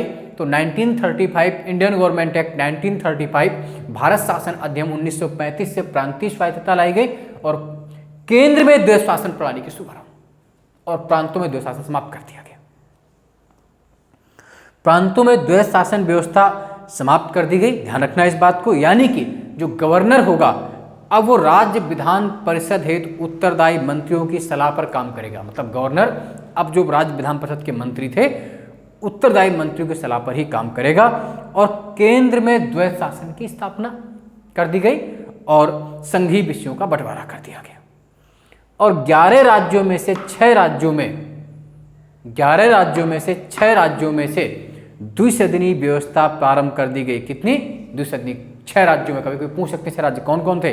बंगाल, मुंबई, मद्रास, बंगाल, मुंबई, मद्रास, संयुक्त प्रांत बिहार व असम। बंगाल, मुंबई, मद्रास, संयुक्त प्रांत बिहार व असम, इन राज्यों में द्विसदनीय व्यवस्था प्रारंभ कर दी गई। भारत परिषद की समाप्ति व सचिव हेतु कुछ परामर्शदाता नियुक्त हुए। भारत परिषद की समाप्त कर दी गई और सचिव हेतु कुछ परामर्शदाता नियुक्त कर दिए गए। विधानमंडल तथा मताधिकार में विस्तार किया गया। विधानमंडल तथा मताधिकार में विस्तार किया गया, ये बात भी आप याद रखेंगे। और संघीय न्यायालय की स्थापना का प्रस्ताव रखा गया। किसका? संघीय न्यायालय, जो आज सर्वोच्च न्यायालय आप देखते हैं, तो संघीय न्यायालय की स्थापना का प्रस्ताव रखा गया। और ये संघीय न्यायालय कब बन गया था? 1937 में, जो आज भी है सुप्रीम कोर्ट, सर्वोच्च न्यायालय, उस संघीय न्यायालय की प्रस्तावना रखा गया। और वो कब बन गया था? 1937 में। और संघीय न्यायालय के निर्णयों के विरुद्ध प्रिवी काउंसिल में अपील की जा सकती थी। आपातकाल जब लागू होगा तो जो डिवाइडेशन ऑफ पावर है, आपातकाल में इन शक्तियों का विभाजन समाप्त होता था। आज भी भारत में जैसी स्थिति है, आपातकाल में शक्तियों का विभाजन समाप्त कर दिया जाएगा और ब्रिटिश संसद की सर्वोच्चता सब पर लागू होगी। और वायसराय को वीटो का अधिकार दिया गया। किसको? वायसराय को वीटो का अधिकार दे दिया गया। वायसराय को वीटो का अधिकार, साथ ही साथ जो आपका सांप्रदायिक निर्वाचन शुरू हुआ था उसको और बढ़ा दिया गया। दलित जातियों, महिलाओं, मजदूर, डिप्रेस्ड क्लास, वुमेन्स और लेबर वर्ग हेतु सेपरेट इलेक्टोरल की व्यवस्था कर दी गई, पृथक निर्वाचन की व्यवस्था कर दी गई। और सांप्रदायिक निर्वाचन जो कम्युनल फेडरलिज्म के आधार पर आपका उसको बरकरार रखा गया, क्योंकि अंग्रेज जानते थे यही तो हमारे यहाँ रहने का बेस आधार है, डिवाइड एंड रूल। और संघीय प्रांतीय नहीं बल्कि संयुक्त लोक सेवा आयोग की स्थापना भी की गई और देश की मुद्रा व साख पर नियंत्रण हेतु एक केंद्रीय बैंक, जिसे आप जानते हैं आज आरबीआई की स्थापना की गई 1 अप्रैल 1935। ये हर बार क्वेश्चन भी आता है, 1 अप्रैल 1935 को देश की मुद्रा व साख पर नियंत्रण हेतु एक केंद्रीय बैंक आरबीआई की स्थापना 1935 में की गई। और इसी एक्ट से कितने बड़ा भारत है इसकी आप कल्पना करिए कि इसी एक्ट से बर्मा को भारत से अलग कर दिया गया, बर्मा को भारत से अलग कर दिया गया। हालांकि उसमें महात्मा गांधी जी का योगदान था, महात्मा गांधी के प्रयासों से बर्मा को भारत से अलग कर दिया गया। और तो ये कुछ तो बहुत महत्वपूर्ण बातें हुई जो आप लिख पाएंगे, जो आपके क्वेश्चंस में आती हैं। अब इसकी इस एक्ट की कुछ अगर आलोचना की हम बात करें कि इसमें क्या क्या दोष थे, तो आलोचना करें, संघीय व्यवस्था लागू नहीं हो सकी, क्योंकि आप जानते हैं ना कि जो संघीय व्यवस्था तब लागू होती जब वो शामिल होते, प्रांतीय शासक वो शामिल नहीं हुए, और केंद्र में द्वैध शासन की व्यवस्था प्रारंभ की गई और इसीलिए इसकी आलोचना की गई। जिन्ना ने इसे क्या कहा था, जो मोहम्मद अली जिन्ना ने क्या कहा था, पूर्ण रूप से रद्दी, बुनियादी रूप से बुरा व स्वीकार हेतु पूर्णता आयोग। जिन्ना ने इसके बारे में कहा था कि पूर्ण रूप से रद्दी है, बुनियादी रूप से बुरा है व स्वीकार हेतु पूर्णतया आयोग है। और महामना मदन मोहन मालवीय जी ने क्या कहा था, एम मालवीय जी ने, आप कोड कर लीजिए, कभी लिखने काम आएंगे मेंस में, एक्ट ऊपर से लोकतांत्रिक परंतु अंदर से खोखला है। मालवीय जी ने क्या कहा, एक्ट ऊपर से लोकतांत्रिक परंतु अंदर से खोखला है। और पंडित नेहरू ने 1935 के एक्ट को दास्ता का एक नया चार्टर कहा था, दास्ता का एक नया अधिकार पत्र है। ये कुछ महत्वपूर्ण पॉइंट हैं जो आपके लिए महत्वपूर्ण साबित होंगे, इन बातों को आप याद रखे रहिए। तो 1935 के एक्ट के बाद अगर हम बात करते हैं तो क्रिप्स मिशन मार्च 1942 में आया। ये क्वेश्चन अलग से भी आता है, क्रिप्स मिशन कब आया, तो मार्च 1942 में क्रिप्स मिशन आया। और क्रिप्स मिशन ने क्या क्या बातें की, पहली बात तो क्रिप्स मिशन एक सदस्यीय था, क्रिप्स ही मिशन थे, यही मेंबर थे, एक सदस्यीय आयोग तथा गठन के प्रमुख कारण क्या थे, क्योंकि विश्व के अन्य राष्ट्र व ब्रिटिश जनमत का बढ़ता दबाव था और जापान की वजह थी। क्योंकि उस वक्त क्या था कि 1939 में जो वर्ल्ड वार स्टार्ट हो गया और वर्ल्ड वार में चूंकि भारतीयों का सहयोग चाहिए था, लेकिन कांग्रेस के मंत्रिमंडल ने रिजाइन कर दिया क्योंकि उन्होंने बिना किसी दबाव के भारतीयों को शामिल कर दिया। जबकि कांग्रेस की ये मांग थी कि हमें पहले हमको आज़ादी दी जाए, तो अन्य राष्ट्रों व ब्रिटिश जनमत का बढ़ता दबाव और जापान की वजह को देख करके इनको लगा कि भारतीयों से बात की जाए और भारतीयों का अपेक्षित सहयोग इसमें मांगा जाए, इसलिए क्रिप्स मिशन 1942 में आया। और इस मिशन ने एक ऐसे भारतीय संघ की स्थापना का प्रस्ताव रखा, एक ऐसे भारतीय संघ की स्थापना का प्रस्ताव रखा जो ब्रिटिश सम्राट के अंतर्गत एक पूर्ण औपनिवेशिक स्वराज्य होगा। ब्रिटिश साम्राज्य के अंतर्गत एक पूर्ण औपनिवेशिक स्वराज्य के रूप में होगा और ब्रिटिश से संबंध विच्छेद की भी स्वतंत्रता होगी, लेकिन ब्रिटिश से भी संबंध विच्छेद की स्वतंत्रता। और लेकिन ये उस वक्त नहीं था, तत्कालिक रूप से नहीं था, युद्धोपरांत, युद्ध समाप्त हो जाने के बाद, जब विश्व युद्ध समाप्त हो जाएगा, युद्धोपरांत संविधान निर्माण हेतु एक संविधान सभा गठित की जाएगी।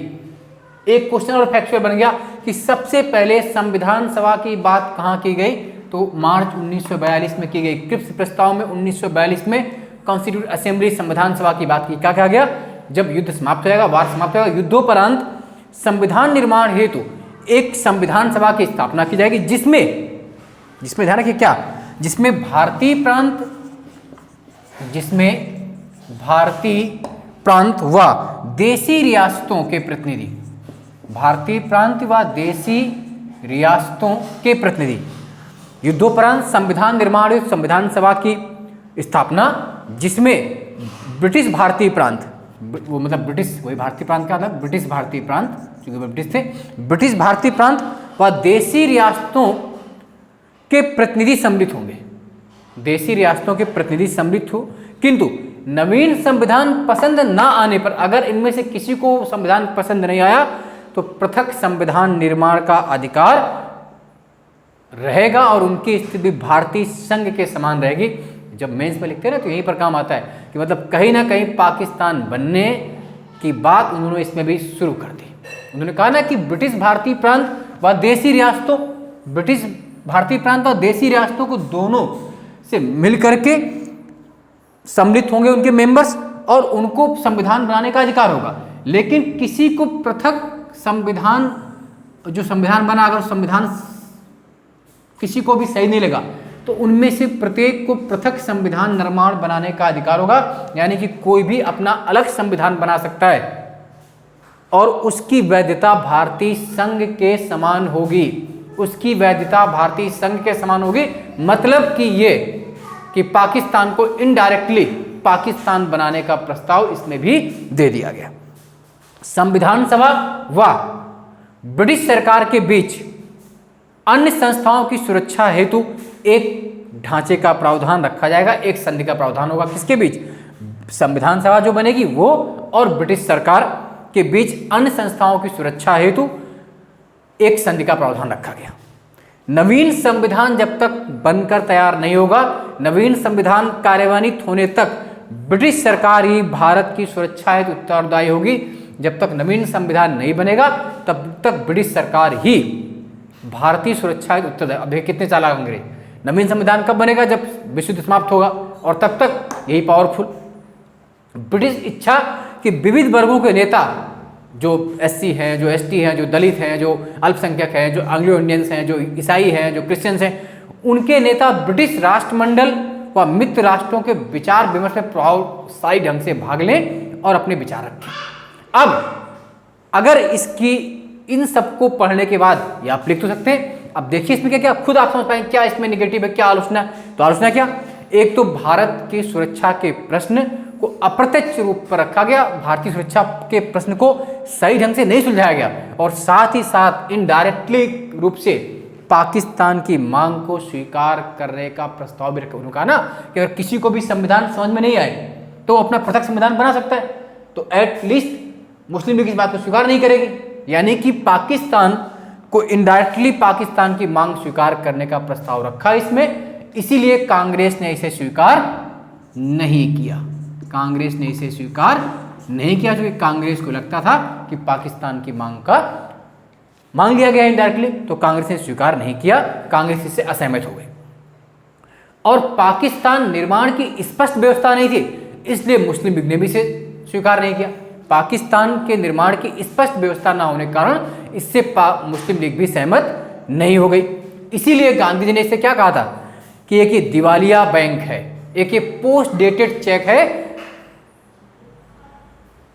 पोस्ट डेटेड चेक जिसका बैंक पहले ही दिवालिया हो चुका है। ये क्वेश्चन में आता है गांधी जी ने क्रिप्स मिशन पर क्या कहा, तो गांधी जी ने क्या कहा था क्रिप्स मिशन को? पोस्ट डेटेड चेक, भविष्य की तिथि में भुगताने वाला चेक। गांधी जी ने क्रिप्स मिशन 1942 जो आया था, क्रिप्स मिशन को क्या कहा? पोस्ट डेटेड चेक, भविष्य की तिथि में भुनाने वाला चेक, और बाद में किसी ने इसमें दिवालिया बैंक भी जोड़ दिया, ऐसा चेक जिसका बैंक पहले ही दिवालिया हो चुका है। तो गांधी जी ने इसे ये कहा, याद रखें। वस्तुतः पूर्ण स्वतंत्रता की मांग थी कांग्रेस की, उसकी जगह औपनिवेशिक स्वराज की बात और रखी गई, और इसके लिए कोई तिथि भी निश्चित, मतलब पूर्ण स्वतंत्रता की मांग कांग्रेस ने 1929 में कर दी थी। पूर्ण स्वतंत्रता की मांग को स्वीकार ही नहीं किया गया और उसकी जगह क्या दिया गया? औपनिवेशिक स्वराज, और वो भी जिसकी कोई तिथि निश्चित नहीं थी, इसलिए गांधी जी से पोस्ट डेटेड चेक का। चलिए अब हम लोग आगे बढ़ लेते हैं। अब बात करते हैं बेबिल योजना की, जो आपके लिए और भी महत्वपूर्ण है। बेबिल योजना कब आई? जून 1945 में बेबिल योजना। चलिए अब बात कर लेते हैं हम लोग बेबिल स्कीम्स की, जो शिमला में प्रस्तुत की गई थी। बेबिल योजना कब आई? 1945 में, 1945 में। अब जून 1945 में, कभी कभी मंत्री भी पूछ सकते हैं आपसे, तो जून 1945 में इसमें क्या क्या हुआ कि ब्रिटिश इच्छा राजनीतिक गतिरोध को दूर करने की थी। क्या कहा गया कि ब्रिटिश की इच्छा है कि राजनीतिक गतिरोध को दूर किया जाए और स्वशासन की ओर लक्ष्य प्राप्त किया जाए, और गवर्नर जनरल की कार्यकारी परिषद का पुनर्गठन किया जाए, जिसमें गवर्नर जनरल प्रधान सेनापति हो, उसके अलावा अन्य सभी सदस्य भारतीय हो। ध्यान रखिए, गवर्नर जनरल की परिषद का गठन किया जाए, जिसमें गवर्नर जनरल किस हैसियत से हो? प्रधान सेनापति की हैसियत से हों और बाकी सभी मेंबर क्या हों, बाकी सभी मेंबर क्या होंगे, इसके अलावा बाकी सभी मेंबर क्या होंगे, भारतीय होंगे। यानी कि राजनीतिक गतिरोध दूर करके स्वशासन की ओर बढ़ा जाए, जिसमें गवर्नर जनरल की कार्यकारिणी परिषद का गठन किया जाए। गवर्नर जनरल प्रधान सेनापति के रूप में होंगे। इसके अलावा जितने मेंबर होंगे वो सभी मेंबर क्या होंगे, भारतीय होंगे। और परिषद में एक और चालाकी कर दी अंग्रेजों ने कि हिंदू व मुस्लिम सदस्य क्या होंगे, बराबर संख्या में होंगे। देखिए कितने चालाक अंग्रेज, मतलब अंतिम समय तक अपनी डिवाइड एंड रूल पॉलिसी चलते रहे। जबकि चूंकि हिंदू आबादी ज़्यादा थी, लेकिन उन्होंने क्या बनाया कि हिंदू व मुस्लिम दोनों बराबर संख्या में इसमें शामिल होंगे। हालांकि कांग्रेस के कुछ मेंबर्स को आपत्ति भी थी, लेकिन और एक प्रकार के अंतरिम राष्ट्रीय सरकार के रूप में ये काम करेगी तथा गवर्नर जनरल का वीटो का प्रयोग आवश्यक नहीं होगा, अकारणीय होगा जरूर, कहा जरूर गया अकारणीय, कभी भी कर सकता था। और युद्धोपरांत जो संविधान निर्माण योजना स्वीकारित कर ली गई और प्रांतों में सामान्य संवैधानिक सरकारों की पुनः स्थापना की गई। दूसरे अधिराज्यों के समान भारत में ब्रिटिश व्यापारिक व अन्य हितों की देखभाल हेतु ब्रिटिश हाई कमिश्नर की नियुक्ति गई, मतलब व्यापारिक व अन्य हितों की देखभाल हेतु ब्रिटिश हाई कमिश्नर नियुक्ति गई। और योजना पर विचार करने हेतु शिमला में, कहां पर, शिमला में एक शीघ्र ही सम्मेलन बुलाने की बात की गई। शिमला में शीघ्र ही एक सम्मेलन बुलाने की बात की गई, किसके लिए, बेबिल योजना। और शिमला में जब सम्मेलन बुलाया गया, कब, जून जुलाई में 45 में, तो ये मतभेद वहां पर हो गए। मतभेद क्यों हो गए, क्योंकि एक तो ये कहा गया कि समस्त जो ये बात थी ना कि भारतीय मेंबर रखे हैं उसमें हिंदू मुस्लिम बराबर, तो पहली बार तो माने, लेकिन फिर एटलीस्ट कांग्रेस ने बात को स्वीकार कर लिया। लेकिन कांग्रेस ने अपनी ओर से भी इसमें मुस्लिम मेंबर रखने का प्रस्ताव दिया, मतलब कांग्रेस ने जो हिंदू मेंबर्स थे उसमें अपनी ओर से मुस्लिम सदस्य जैसे अबुल कलाम आज़ाद जी को मुस्लिम सदस्य की रखने की बात की। जबकि जिन्ना इस बात पर अड़ गए कि कांग्रेस को एक भी मुस्लिम मेंबर रखने का अधिकार नहीं, मुस्लिम मेंबर ऑफ स्वयं रखेंगे। और कांग्रेस अखंड भारत की मांग पर भी अड़ी थी और मुस्लिम लीग पाकिस्तान की मांग पर अड़ी थी और कांग्रेस हलाल बंटवारा नहीं चाहती थी। तो ये 2-3 मुद्दों के चलते इस पर भी कोई ठोस निर्णय नहीं हो सका और ये सम्मेलन भी एक तरह से आपका असफल हो गया। चलिए अब आगे बढ़ लेते हैं। एक और लास्ट इंपॉर्टेंट की अगर बात करें, स्पीड से करेंगे क्योंकि समय ज़्यादा हो रहा है आप लोगों को भी। तो कैबिनेट मिशन योजना, कैबिनेट मिशन योजना कब आई, 1946 में, 1946 में कैबिनेट मिशन स्कीम।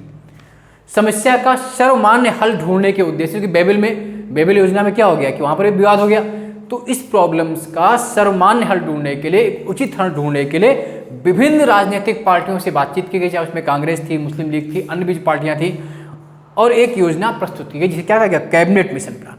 इसमें मेन बात जो क्या गई थी कि एक संघ राज्य बनेगा। क्या बनेगा, एक संघ राज्य बनाया जाएगा जिसमें कार्यकारिणी व व्यवस्थापिका, कार्यकारिणी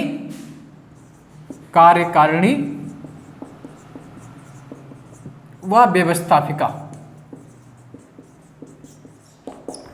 की स्थापना की जाएगी।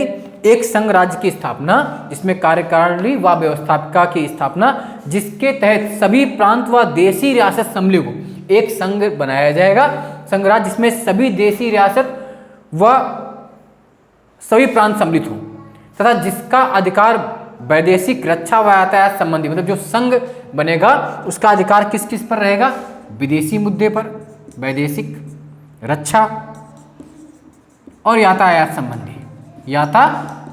संबंधी मुद्दों पर सम्मिलित होंगे।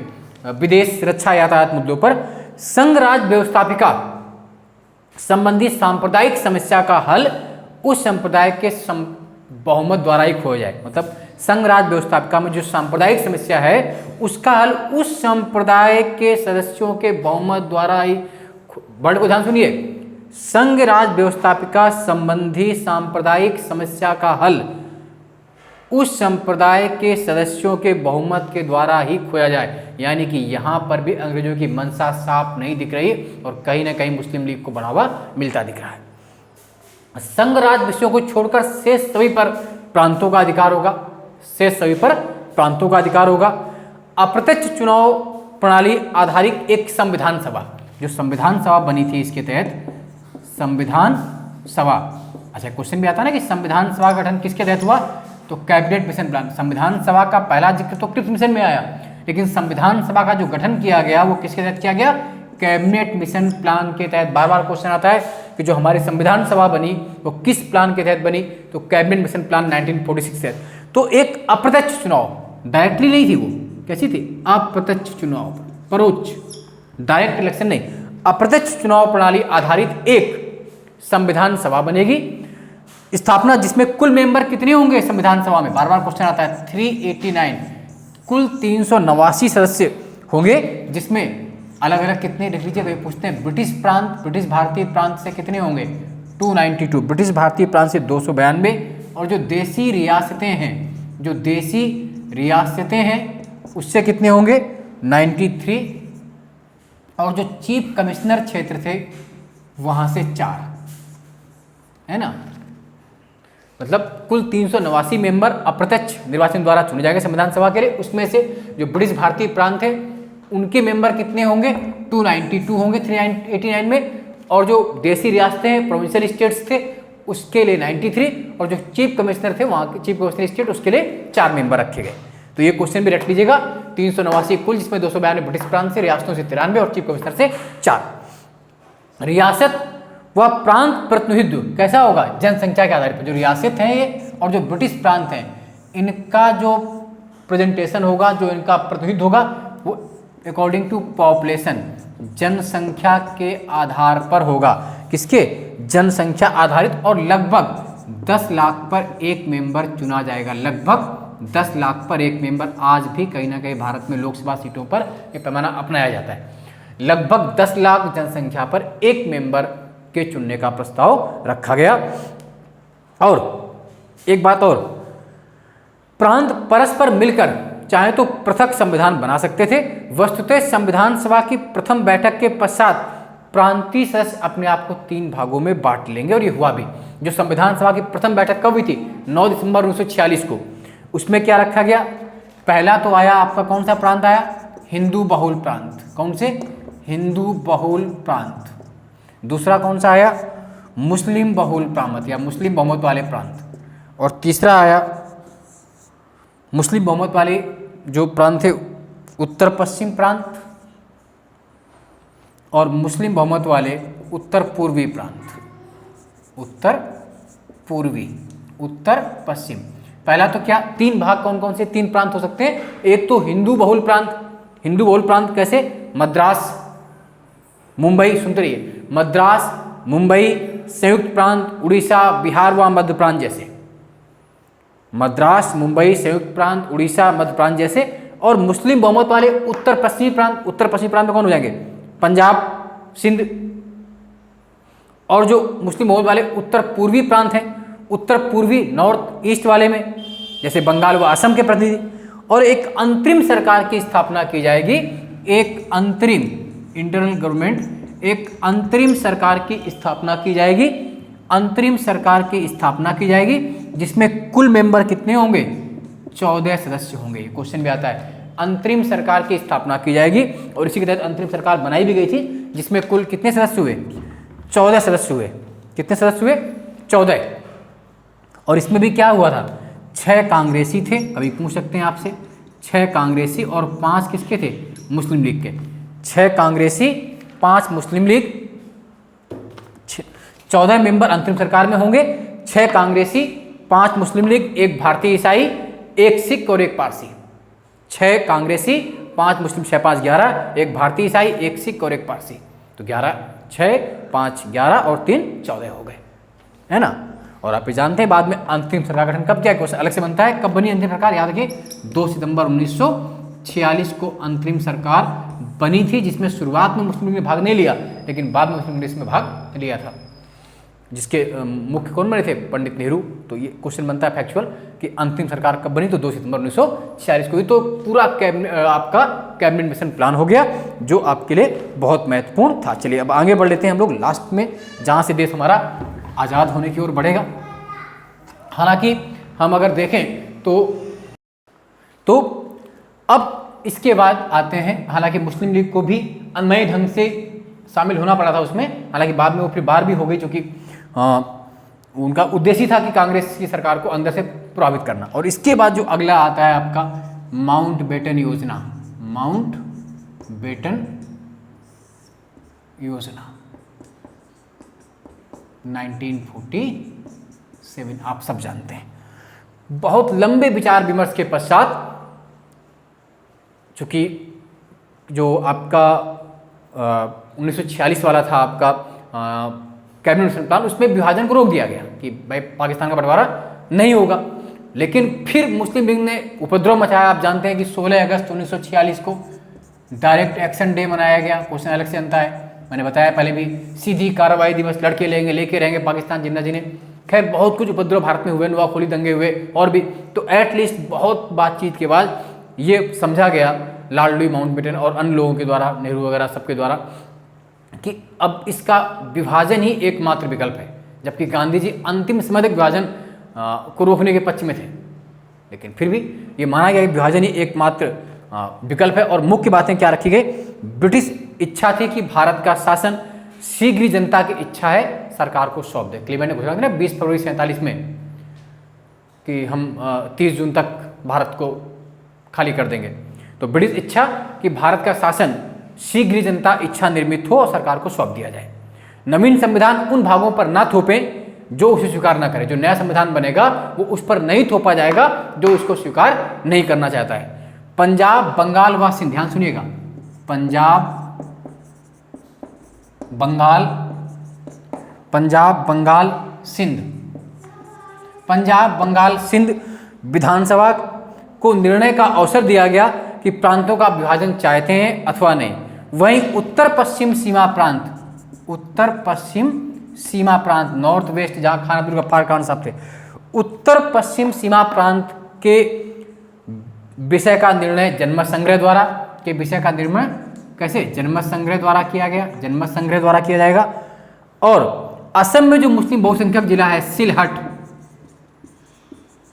सिलहट, वहां पर भी जनमत संग्रह द्वारा, यानी कि कहां पंजाब, बंगाल व सिंध विधानसभा 3 में क्या कहा गया कि निर्णय का अवसर किया जाए। वहां की प्रांतों की जो विधानसभा थी उसे दिया गया कि वो प्रांतों का विभाजन चाहते हैं अथवा नहीं। जबकि उत्तर पश्चिमी सीमा प्रांत और असम और बंगाल के जो उत्तरी में मुस्लिम बहुसंख्यक सिलट था, वहां का निर्णय, दोनों का निर्णय जनमत संग्रह के आधार पर करने की बात की गई।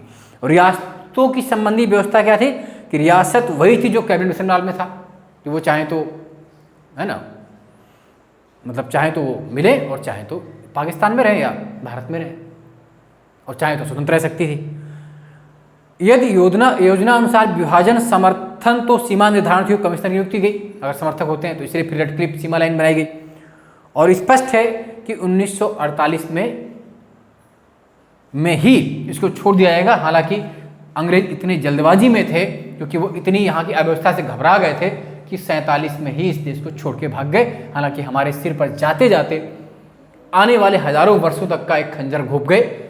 तो पंजाब, बंगाल, सिंध और उत्तर पश्चिम प्रांत और इन सबको मिलाकर पाकिस्तान बना।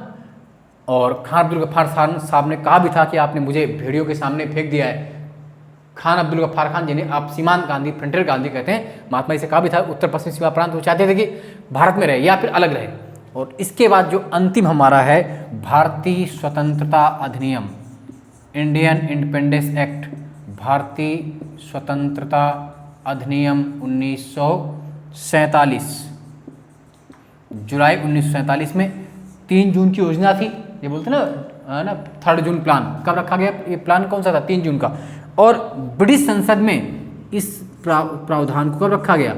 4 जुलाई को रखा गया, 4 जुलाई 47 को रखा गया और 18 जुलाई 47 को पास हो गया। इतनी जल्दबाजी थी इनको, अंग्रेजों को। 18 जुलाई 1947 को पास कर दिया गया। 4 जुलाई 47 को रखा गया और 18 जुलाई 1947 को ये पास कर दिया गया।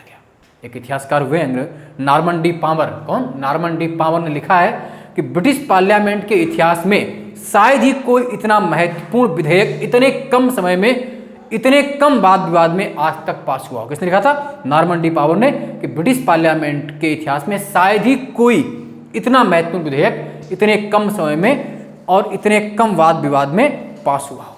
और इस तरह फिर 14 अगस्त को पाकिस्तान और 15 अगस्त को भारत अलग कर दिए गए और भारत में जो अंतिम गवर्नर जनरल थे कौन थे, लॉर्ड लुई माउंटबेटन थे, और उनके स्थान पर 48 में प्रथम भारतीय व अंतिम भारतीय गवर्नर जनरल कौन बने, राजगोपालाचारी बने। इधर प्रधानमंत्री बनाए गए आपके पंडित नेहरू जी, और पाकिस्तान में जिन्हें आप कायदे आजम कहते हैं राष्ट्रपति बनाया गया जिन्ना जी को, है ना। तो इस तरह ये महत्वपूर्ण टॉपिक हो सकता है थोड़ा लंबा हो, उबाऊ रहा हो, लेकिन इसको आप बार बार सुनते रहिए। प्री मेंस और कहीं भी किसी भी एग्जाम में जो क्वेश्चंस आएंगे वो आप आसानी से कर पाएंगे। और इसलिए आज ये एक लंबा टॉपिक हमने समाप्त किया। पढ़िए और कमेंट्स के माध्यम से बताइए कि आपको कैसा लगा, और उन लोगों को भी शेयर कीजिए जिसको इसकी आवश्यकता हो। चलिए तो धन्यवाद, शुक्रिया, मिलते हैं अगले वीडियो में।